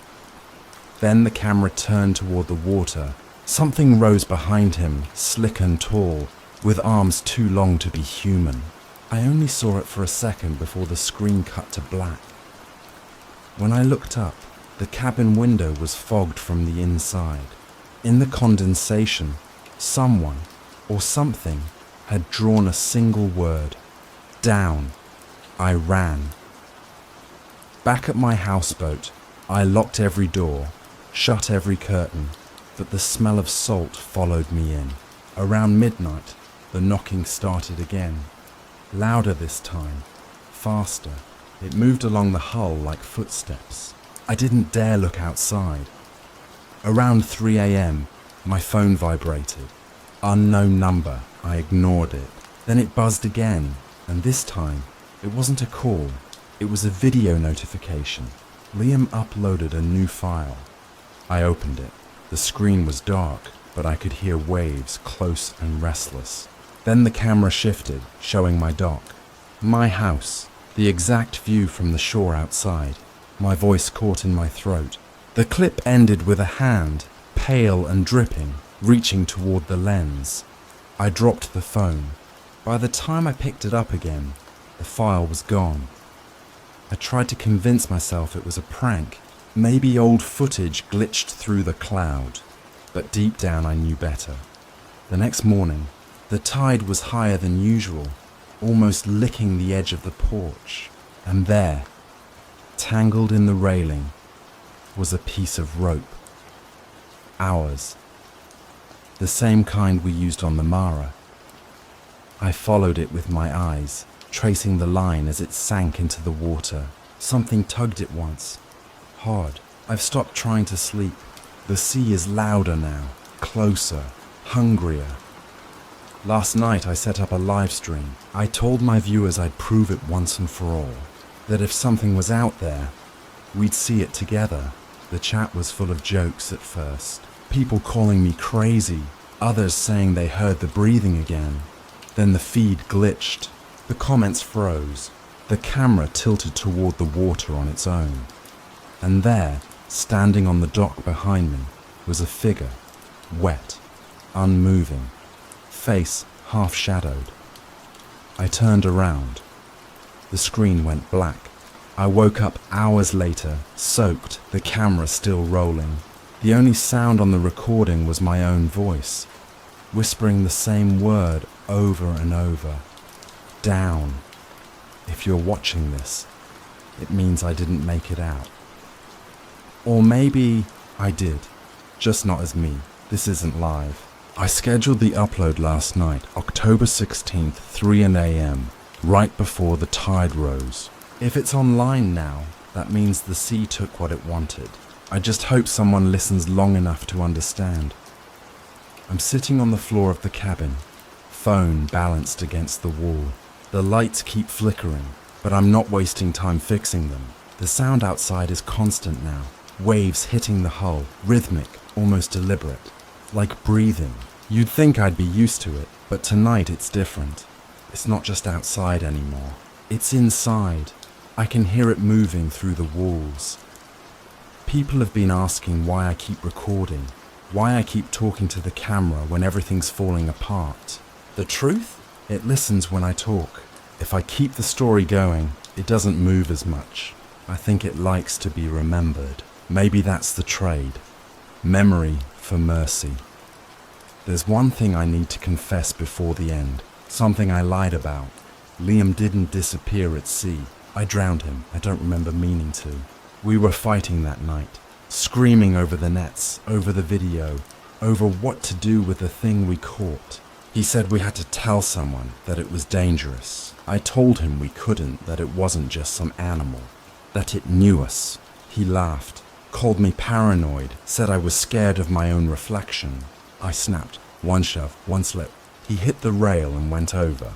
The splash was quiet, too quiet. By the time I reached for him, he was already gone. But the water moved, slow, careful, like it was helping. And then, for just a second, I saw him again. Eyes open, staring straight up at me from beneath the surface, and behind him, something vast and pale. A shape that didn't end. When I got home that night, the knocking started. Not angry, not violent, just patient. like someone asking to come in. I thought it was guilt, that I was hearing things, but every night since then, the sound has gotten closer. It's not outside anymore. I hear it in the pipes, in the walls, under the floorboards. Sometimes when I breathe, I can hear it match my rhythm. Inhale, exhale, like it's learning. And lately, I've been dreaming in water. I can't tell where the surface ends. The light filters through green and silver, and when I look down, I see shapes, dozens of them, pale and still. They're not floating, they're standing, watching. Sometimes one of them moves closer, sometimes it wears my brother's face. A few nights ago, I checked the live stream playback. Remember when the feed went dark? There were 5 seconds of corrupted footage at the end. Static, color streaks, garbled sound. But when I slowed it down, I saw frames between the noise. Faces, not just Liam's. Mine too. Different angles, different expressions. Like the camera kept filming after it shut off. Someone, or something, was holding it. I know what it wants now. It's not just about taking bodies. It's about continuing. About being remembered, seen, spoken into existence. That's why it let me tell the story. Why it let me survive this long. Because I've been spreading it. Through every upload, every view, every comment. You're part of it now. The screen flickers. There's a sound behind me, dripping, slow. I don't turn. I already know what I'll see. The smell of salt is thick enough to taste. The floorboards creak as the water seeps through, rising inch by inch. I can feel it soaking into my jeans, cold and alive. I keep talking, because if I stop, it'll mean I've accepted it. You know, there's something strange about drowning. They say it's peaceful in the end, that the panic fades once you stop fighting. Maybe that's true. But what if it isn't the water that kills you? What if it just replaces what you were with something else? The light flickers again. There's a reflection in the glass now, tall, hunched, its head tilted like it's listening. I can hear the creak of its joints, the slow drag of wet feet. My mouth is dry, but I force the words out anyway. It remembers faces. The reflection moves closer, and for a heartbeat, I see it clearly. Skin like moonlight, eyes black and endless, and beneath the surface of its face, shapes shifting, overlapping, like it's made of every person it's ever taken. For one horrible instant, I see Liam's grin flicker across it. Then mine. The water is up to my chest now. The sound of breathing fills the room, but it's not coming from me anymore. If you're watching this, I whisper, voice shaking, don't go near the trench. Don't listen when it calls your name. I reach for the phone, hand trembling, and lower it toward the water. The screen shimmers, catching the reflection of ripples spreading outward. Beneath the surface, faintly, there are faces. Hundreds. Eyes open, mouths moving in silence.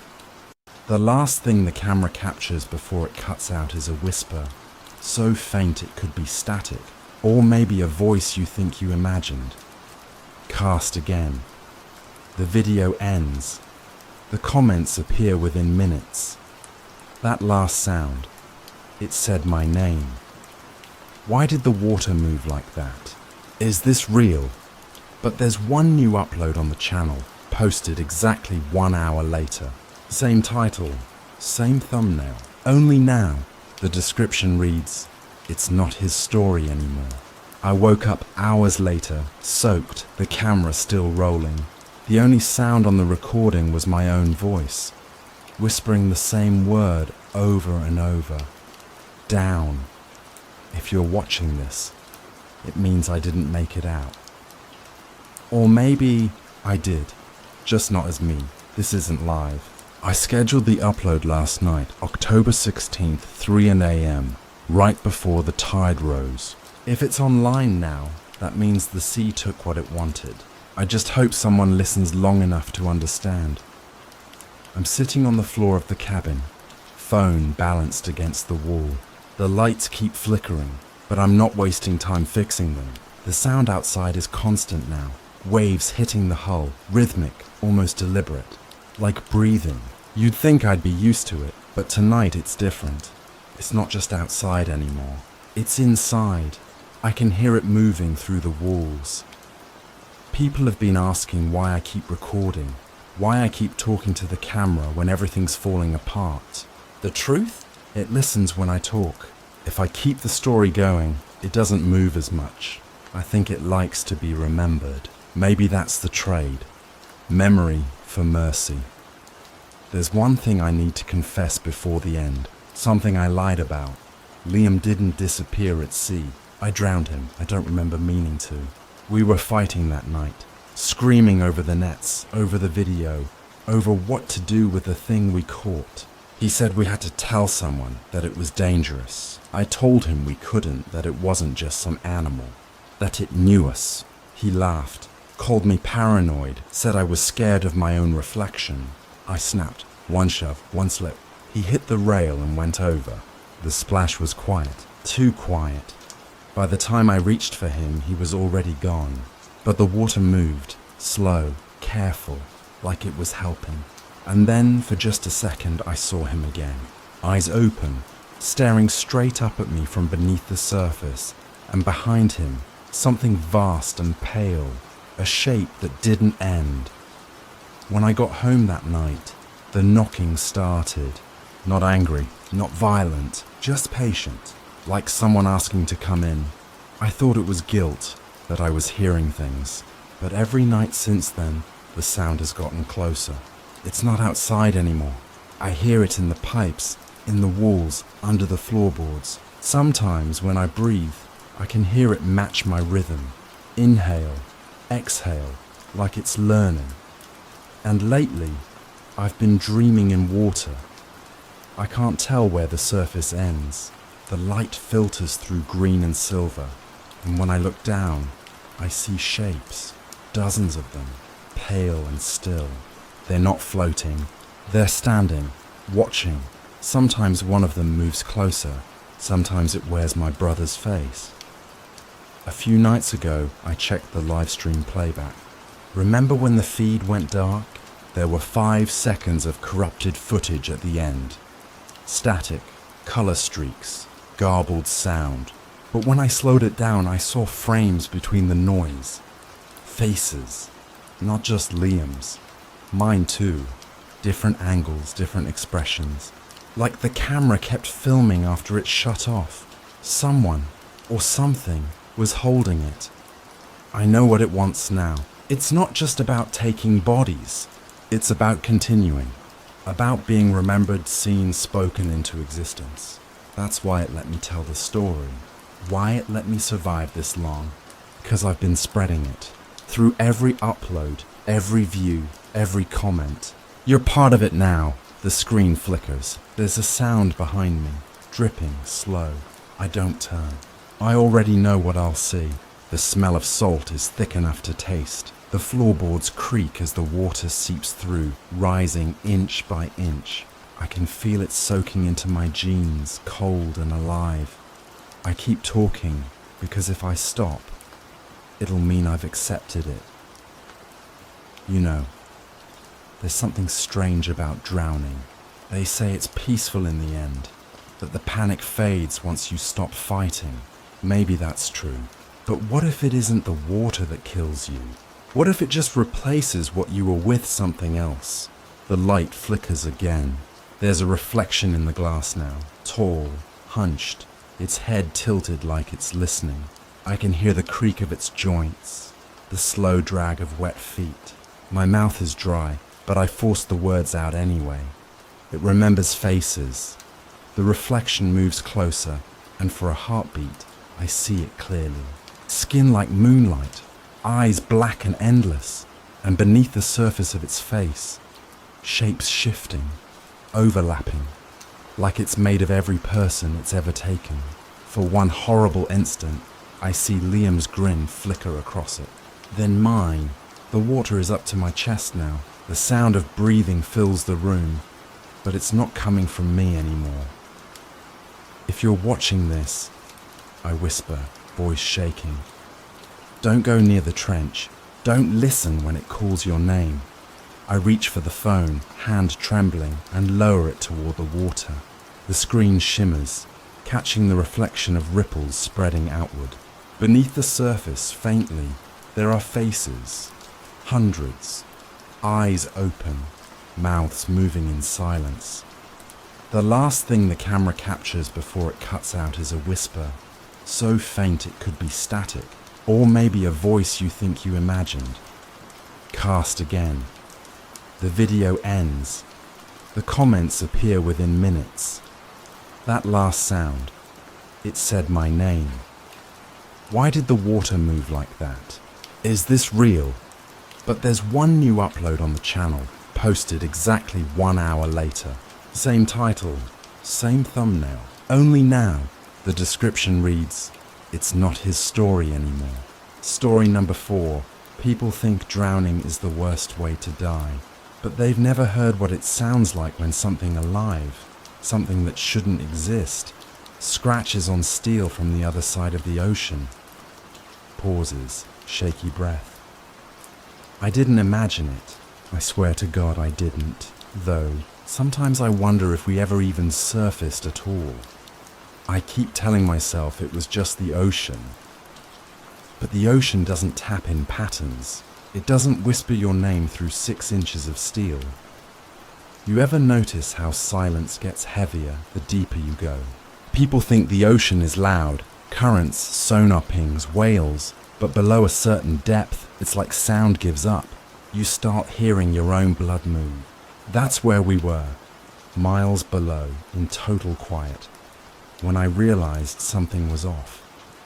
Anyway, yeah, this was supposed to be routine. A deep-sea observation run for a private firm. Sub 7, 3-person crew, 12-hour dive window, no external contact once submerged.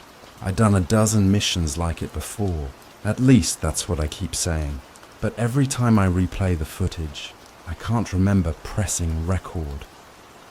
Captain Mira sat in the control seat, cool as always. She was the kind of person who treated pressure like a game, both the kind outside the hull and the kind inside your head. Dr. Holt was the opposite. Jumpy, meticulous, always scribbling data on his tablet. And me, I was the systems tech, the quiet one, the guy who makes sure everything stays sealed. We dropped through the thermocline just after midnight. The surface lights vanished instantly. That always gets me, the moment you lose the sky. It's not like darkness on land. It's a physical thing, pressing in from every direction. Mira said it's why the sub's name's Sub 7, because below 7,000 meters, pressure can crush a car flat. She liked that kind of imagery. Said it keeps people humble. The first 2 hours were normal. Mira cracked dry jokes over the comms. Holt muttered about oxygen ratios. I pretended to check systems just to hear the comforting hum of the engines. It was fine, peaceful almost, until I noticed the condensation on the viewport. Now that might sound small, but there's something you need to understand. Nothing should condense inside at that depth. Not unless temperature control fails. I remember wiping it off and seeing my reflection, warped, stretched. For a second, it looked like there was someone behind me. I laughed it off, told myself it was just nerves. That's what you do down there. You rationalize, because the alternative is panic.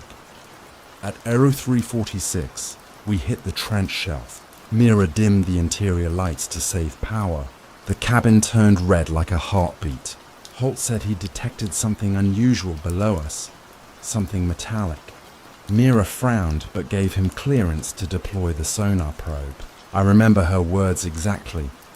"We're not here to chase ghosts, Doctor. Mark it and move on." But he didn't move on. He kept staring at the sonar, head tilted. Then he said, "It's moving." We all looked.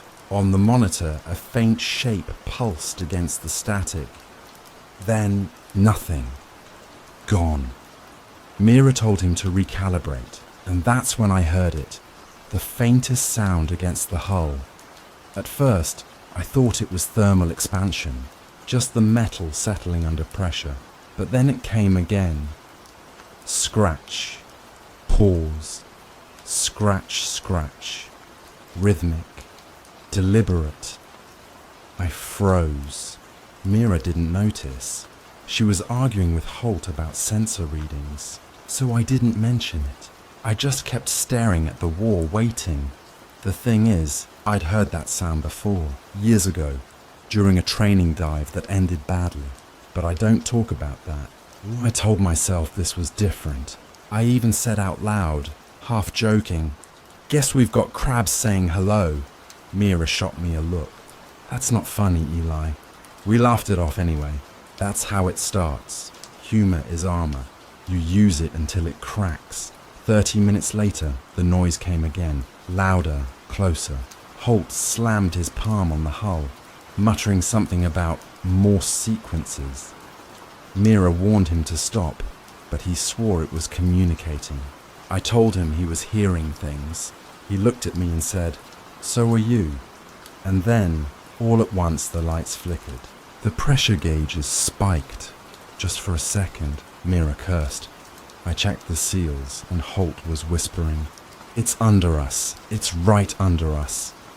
Everything steadied again. Silence. Mira exhaled. "Minor current shift. We're fine." But her voice trembled. I wanted to believe her. I wanted to trust the instruments, the data, the steel around us. But that's the problem with pressure. It doesn't just squeeze metal. It squeezes truth, makes it pliable, makes you question what you did or didn't touch. I remember reaching for the release valve, just testing it, I think. And my hand was shaking. I told myself I didn't open it. I didn't. I think I didn't. Mira told us to rest in shifts. I killed the cabin lights, leaned back, and listened to the sub groan as if it were alive. Holt snored softly across the chamber. Mira hummed a tune I didn't recognize. And then, right as my eyes started to close, scratch. Not outside this time.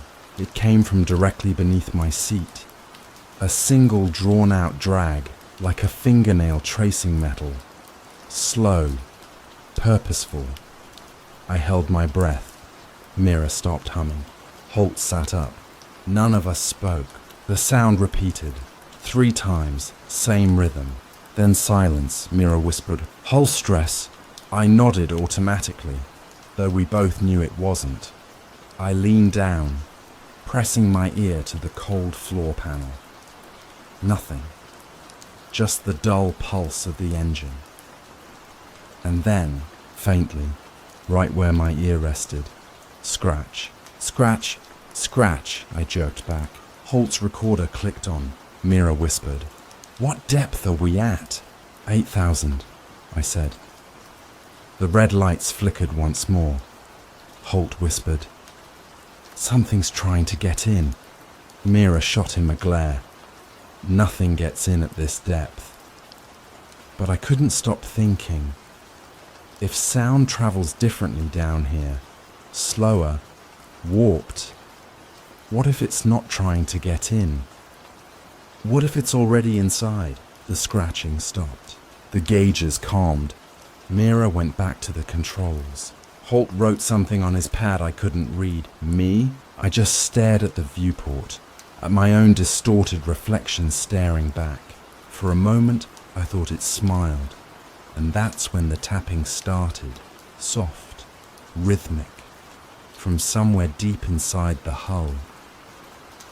Tapping has a rhythm, breathing doesn't. That's how I knew it wasn't one of us. When I woke, the lights were still red. I don't remember falling asleep, but I must have. Pressure and fear do strange things to time. Holt was already at the sonar console, headphones pressed tight to his ears, eyes wide like a kid listening for Santa's sleigh. Mira stood behind him, silent. Her face was pale under the emergency lights. The tapping hadn't stopped. It had only changed. Now it came in bursts. Short, sharp, organized. 3 quick taps, pause, 2 more. Over and over, the sound came through the metal like a heartbeat. Mira ordered a systems check. Nothing was malfunctioning. No leaks, no movement outside, but the sound kept going, steady as a pulse. I asked if we could be near another vessel, maybe a lost signal echoing through the trench walls. Holt didn't answer. He was muttering to himself, tapping the air with his finger in sync with the rhythm. When I leaned closer, I realized he was counting. 5 beats, he whispered. Repeats every 12 seconds. That's not random, Mira snapped. It's interference. Focus on your job, Doctor. But Holt ignored her. He pulled off his headphones, handed them to me. Listen, he said. Tell me what you hear.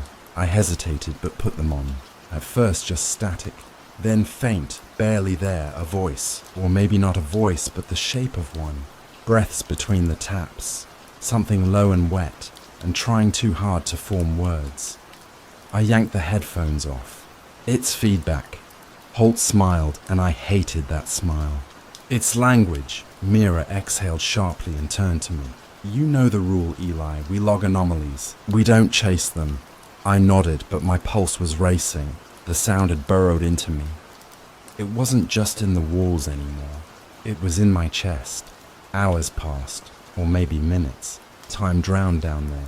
The tapping kept shifting, sometimes closer, sometimes distant, like it was moving along the hull.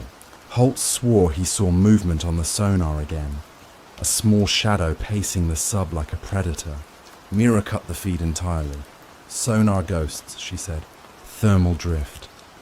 But Holt whispered something that chilled me. Then why does it know our depth? He showed me his tablet. The rhythm had matched perfectly with the rise and fall of our pressure readings, as if something outside or inside was responding to the sub's every move. Mira snatched the tablet from him and powered it down. You're both tired, she said. Sleep. But no one slept. At 07, the power dimmed again. The backup systems kicked in, slower this time. Mira cursed under her breath and went to check the control junction. Holt kept listening. I tried not to. I couldn't help it. Between the metallic pulses, I started hearing words. Not clear ones, more like syllables that scraped their way through static. I thought I heard my name once, then again. Eli, Eli. I told myself I imagined it. That pressure can trick your ears. But then Holt turned to me, pale and shaking. It's asking for you. I froze. What? He pointed at the recorder, trembling. It's saying your name, over and over. Holt laughed, sharp and brittle. Classified? We're 8,000 meters under. Who's going to file a report? Mira shot him a glare that could have cracked steel. We were contracted to retrieve something. That's all you need to know. Retrieve what? I asked. She hesitated. A signal. That word hung in the air like poison. Holt barked a laugh. A signal? You mean that thing knocking on the hull? Mira ignored him, fiddling with the navigation controls. But I could see it, the tremor in her hand. She was scared, though she'd never admit it.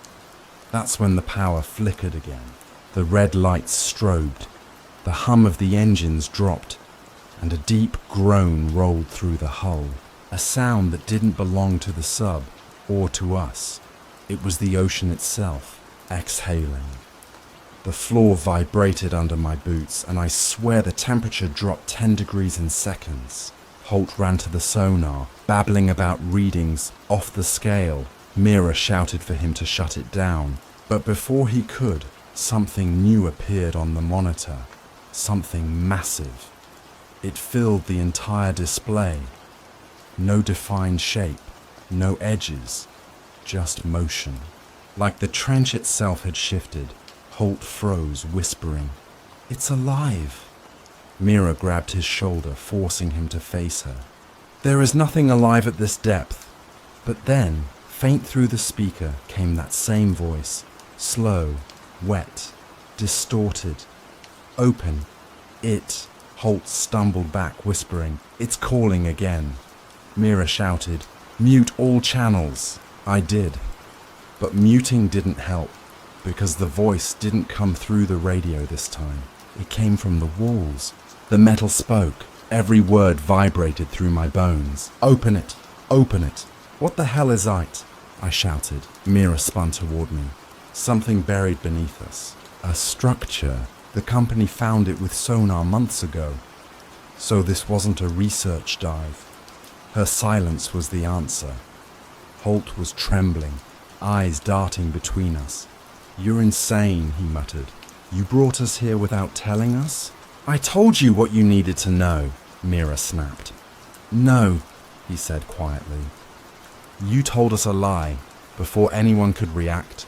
A metallic clang echoed through the sub, like something hitting the outer hatch. Once, twice. Then, a scraping sound, slow and dragging.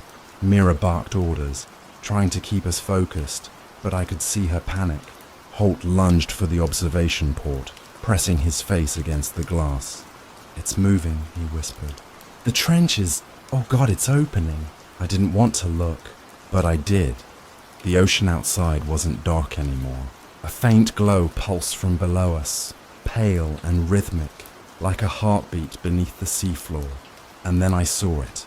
A massive circular shape embedded in the trench wall. Not rock, metal, rusted, ancient, breathing light from its seams. The voice came again, clearer this time. "Release me." Holt turned to Mira. "That's the signal, isn't it? That's what you came for." Mira didn't deny it. Her eyes were wet, furious. "They told me it was a vessel, a wreck. We were supposed to document it, not wake it," Holt hissed. I couldn't breathe. My ears popped as the pressure outside spiked. Every gauge screamed red. The hull shuddered. Something was rising from beneath the trench. Mira shouted at me to seal all systems. I tried, but one panel was flickering, the lock indicator flashing open. I swear I didn't touch it. I swear. Then came a sound that didn't belong to the ocean or to any machine. A low moan, like 1,000 voices singing underwater, vibrating through the entire cabin. Holt dropped to his knees, clutching his head. "It's inside me," he whimpered. Mira grabbed him, shouting, "Stay with me!" But Holt wasn't looking at her. His eyes were fixed on the viewport. "It's beautiful," he whispered. Outside, the glowing shape pulsed brighter, and I realized it wasn't metal. It was flesh, something enormous, cocooned in sediment and steel. The signal wasn't transmission. It was a heartbeat. The hull rattled again. This time, something hit it hard enough to dent the wall. The lights burst into flickering chaos. I felt the floor tilt, the sub lurching downward. Mira screamed for emergency ballast release. Holt laughed, delirious. "We woke it up!"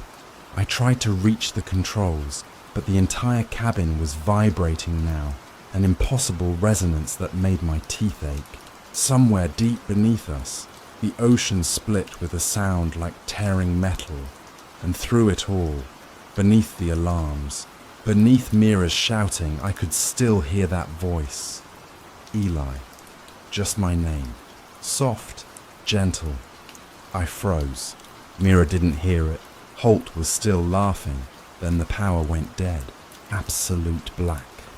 In the dark, the voice whispered again, closer this time. "You opened it." I don't remember screaming. I don't even remember falling. Just the weightless drift as the sub was pulled downward. Slow, inevitable, into the glowing moor below.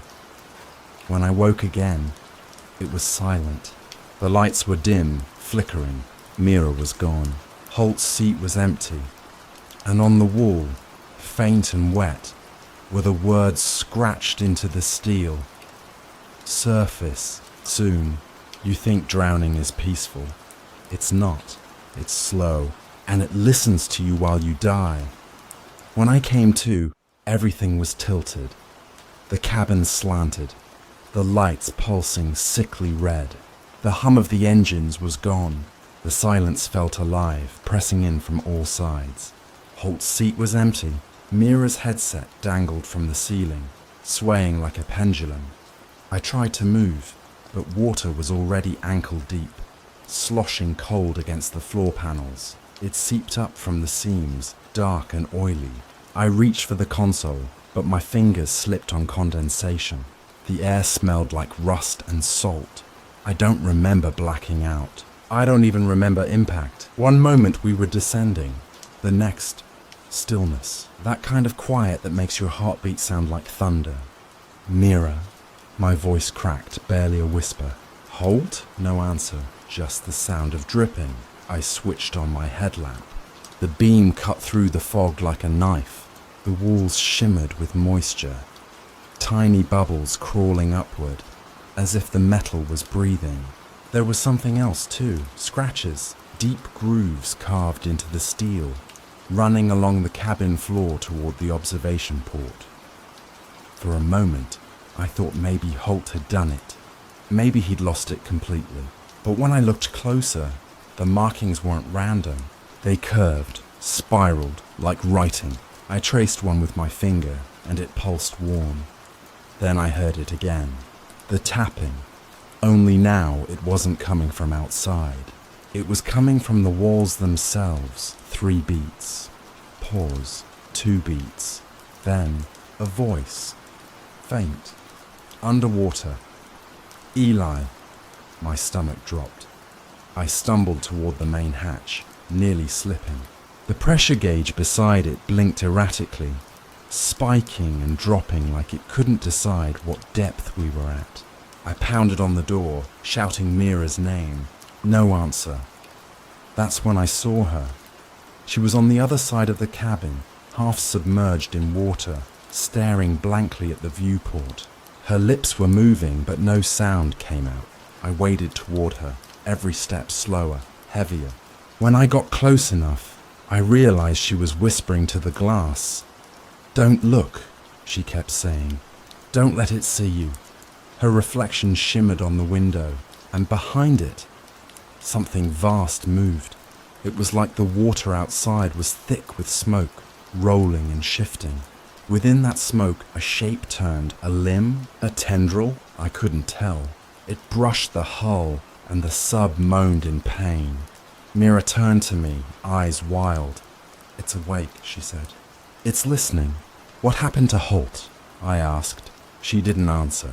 Her gaze drifted back to the viewport. "He went outside. I froze." "Outside?" "The hatch is sealed." Her lips trembled. "It wasn't." My blood ran cold. I looked at the control board. She was right. The external lock indicator was blinking green. Open. That's when the scratching started again, right beneath our feet. Not delicate this time. Violent. Rapid. Like claws tearing through the hull. Mira grabbed my arm. "We have to shut it, now!" We scrambled for the control lever, but the pressure was already building. The metal beneath us bulged outward. Water burst through a seam, spraying like a geyser. I hit the emergency seal, slamming the hatch closed. The sub shuddered in protest. "Hold it!" Mira screamed. I threw my weight against the panel, feeling it vibrate under my palms. Water soaked through my sleeves, ice cold and stinging. The lights flickered again, and then, clear as a whisper in my ear, I heard Holt's voice. "You shouldn't have stopped it." I looked around wildly. "Mira, did you hear?" She was staring at me, horror-struck. "He's gone, Eli. He drowned." But his voice came again, louder this time. "It's not flooding. It's breathing." The floor beneath us heaved. The entire sub tilted forward. I fell hard, my head slamming against a pipe. For a second, everything blurred. When I looked up, Mira was trying to climb toward the upper hatch. I reached for her, but a wave of black water surged through the room, sweeping me under. I remember choking, flailing, the taste of metal in my mouth. My headlamp flickered as I sank, and through the haze, I saw the viewport. Outside, something was moving, circling. its form bent light as if the ocean itself was folding around it. Eyes, if they were eyes, glowed dimly in the dark, watching me sink. A hand grabbed me, mirrors, and yanked me up. I coughed, gasping, dragging myself onto the tilted console. The water was waist deep now, rising fast. Mira was shaking, hair plastered to her face. "We have to surface," she said. "Manual ascent." I looked at the gauges. "Engines are gone." Her eyes darted toward the manual release lever, the one thing you never touch underwater. It would jettison the ballast tanks, send us rocketing up. But if the hull wasn't stable, she hesitated. "We'll implode if we stay." "We'll implode if we rise too fast," I said. She stared at me, trembling. "Pressure changes everything." Those words, I'd said them once jokingly. Hearing them now made my blood freeze. Before I could stop her, she yanked the lever. The sub screamed, a sound like the earth itself tearing open. Everything lurched. I felt gravity vanish, water slamming upward as we shot toward the surface. The hull groaned under impossible strain. Mira was thrown back, hitting the ceiling. I barely grabbed onto a railing before the lights burst in a flash of white. And then, silence. The water around us froze mid-motion. My ears rang. I couldn't tell if we were rising or falling. My vision blurred, but I could see the walls pulsing faintly, almost breathing. Something whispered from behind me, soft, calm, familiar. You opened it. "Let me in." I turned, but no one was there. Just the reflection of my own terrified face. And then, just before everything went black, I saw something in that reflection, another face, smiling. They said I survived, but no one ever explained how a submarine with a ruptured hull makes it to the surface intact. I woke to white light. For a second, I thought I was dead. That the brightness above me was the ocean's ceiling cracking open into something beyond. Then the light flickered, humming fluorescent, and I realized I was in a hospital, or something that looked like one. The air smelled like iodine and salt water. My hands were bandaged, skin raw beneath. I could hear a slow drip, IV fluids maybe. There was a monitor beeping somewhere, though it didn't match my heartbeat. It was slower, deeper. Someone entered the room, a woman in a grey uniform. Her badge said Marine Recovery Division. She smiled too quickly. "Good morning, Eli." My throat was raw. "Where's Mira?" Her smile faltered. "You were the only one found." I tried to sit up, but pain shot through my ribs. "That's not possible." She was right next to me. The woman wrote something on her clipboard without looking up. The wreckage was recovered 50 miles off the trench. The hull was damaged. I laughed, the sound hollow. It was shredded. She didn't answer. When she left, I stared at the ceiling tiles and tried to remember how we surfaced. There was a flash, the sound of screaming metal, and then nothing. But every time I closed my eyes, I saw that reflection again. The smile, the other face. That night, I heard it, the scratching. Faint, somewhere behind the wall of my room. A rhythmic, patient sound. Scratch, scratch, scratch. I froze. My monitor beeped faster. I pressed the call button, but no one came. The sound stopped. I told myself it was a dream. Trauma. Decompression psychosis. The mind invents patterns when it can't handle silence. But the next morning, there were wet footprints on the floor, leading from the corner of the room to my bed. I didn't tell the nurse. I didn't tell anyone. 2 days later, they discharged me.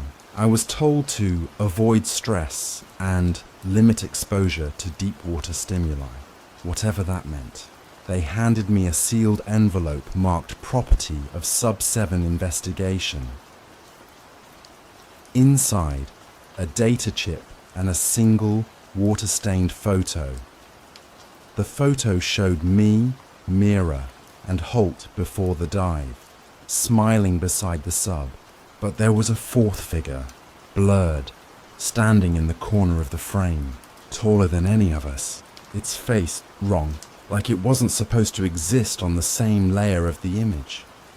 I threw the photo away, but the data chip, yeah, I watched it. It was audio. The last transmission from Sub 7. At first, just static. Then Holt's voice, panicked. "It's open, it's..." Then Mira shouting, "Seal the hatch!" "Eli, for God's sake, don't..." And then my voice, calm. "It's not outside anymore." I stopped the recording. I don't remember saying that. I can't have said that. But my voice was steady, certain. That night, the scratching returned, louder. It came from behind the kitchen sink this time, the metal vibrating under my hands. I turned off every light, stood in the dark, listening. 3 beats. Pause. 2 beats. The same rhythm from the trench. I whispered, "What do you want?" The answer came, not in words, but through the pipes, a wet, gurgling pulse that made my skin crawl. Then faintly, surface. Soon, I ran the tap. The water came out black for a second before clearing. My reflection in the faucet looked distorted, smiling faintly when I wasn't. I stopped drinking tap water after that. It's been 3 weeks since they rescued me, but I don't think I ever left the sub. The walls here creak at night. The air feels too heavy, like pressure still clings to me. Sometimes, when I close my eyes, I can feel the current tugging at my legs again. Mira's voice visits me now, in dreams, in the static of the radio, in the buzz of the refrigerator. She whispers the same thing over and over. "We never surfaced." I tried telling the investigators that. They didn't believe me. They said my brain filled in memories during trauma, that no one could survive a descent that deep, that the Sub 7 was found sealed, no evidence of breach. But if that's true, how did I get out? Why were there wet handprints on the inside of the observation glass? I started filming this confession, whatever it is, because I need someone to understand. If you're watching, you probably think I'm crazy. Maybe I am, but listen carefully. The sound, you'll hear it soon, because it follows the survivors. They said the hull was crushed by pressure, but I think that's wrong. I think something opened it from the inside, and maybe it followed me through the crack. Maybe it's still opening, little by little, in the spaces we don't see, pipes, drains, reflections. The line between the ocean and the air was never meant to break. I keep my lights on now. I don't sleep much. Sometimes the air tastes like salt again, and every night when the world is quiet, I hear it. Soft, deliberate, closer than before. Scratch, pause, scratch, scratch. It's here again. Hold on. A faint metallic creak echoes in the background. The camera shakes slightly. Wait, no, that's not from my side. The sound grows louder, scraping right against the mic. Eli's breath catches. He leans close to the camera, whispering, trembling. "Do you hear that?" Pause. "That's coming from your side, isn't it?" Static fills the recording, then silence.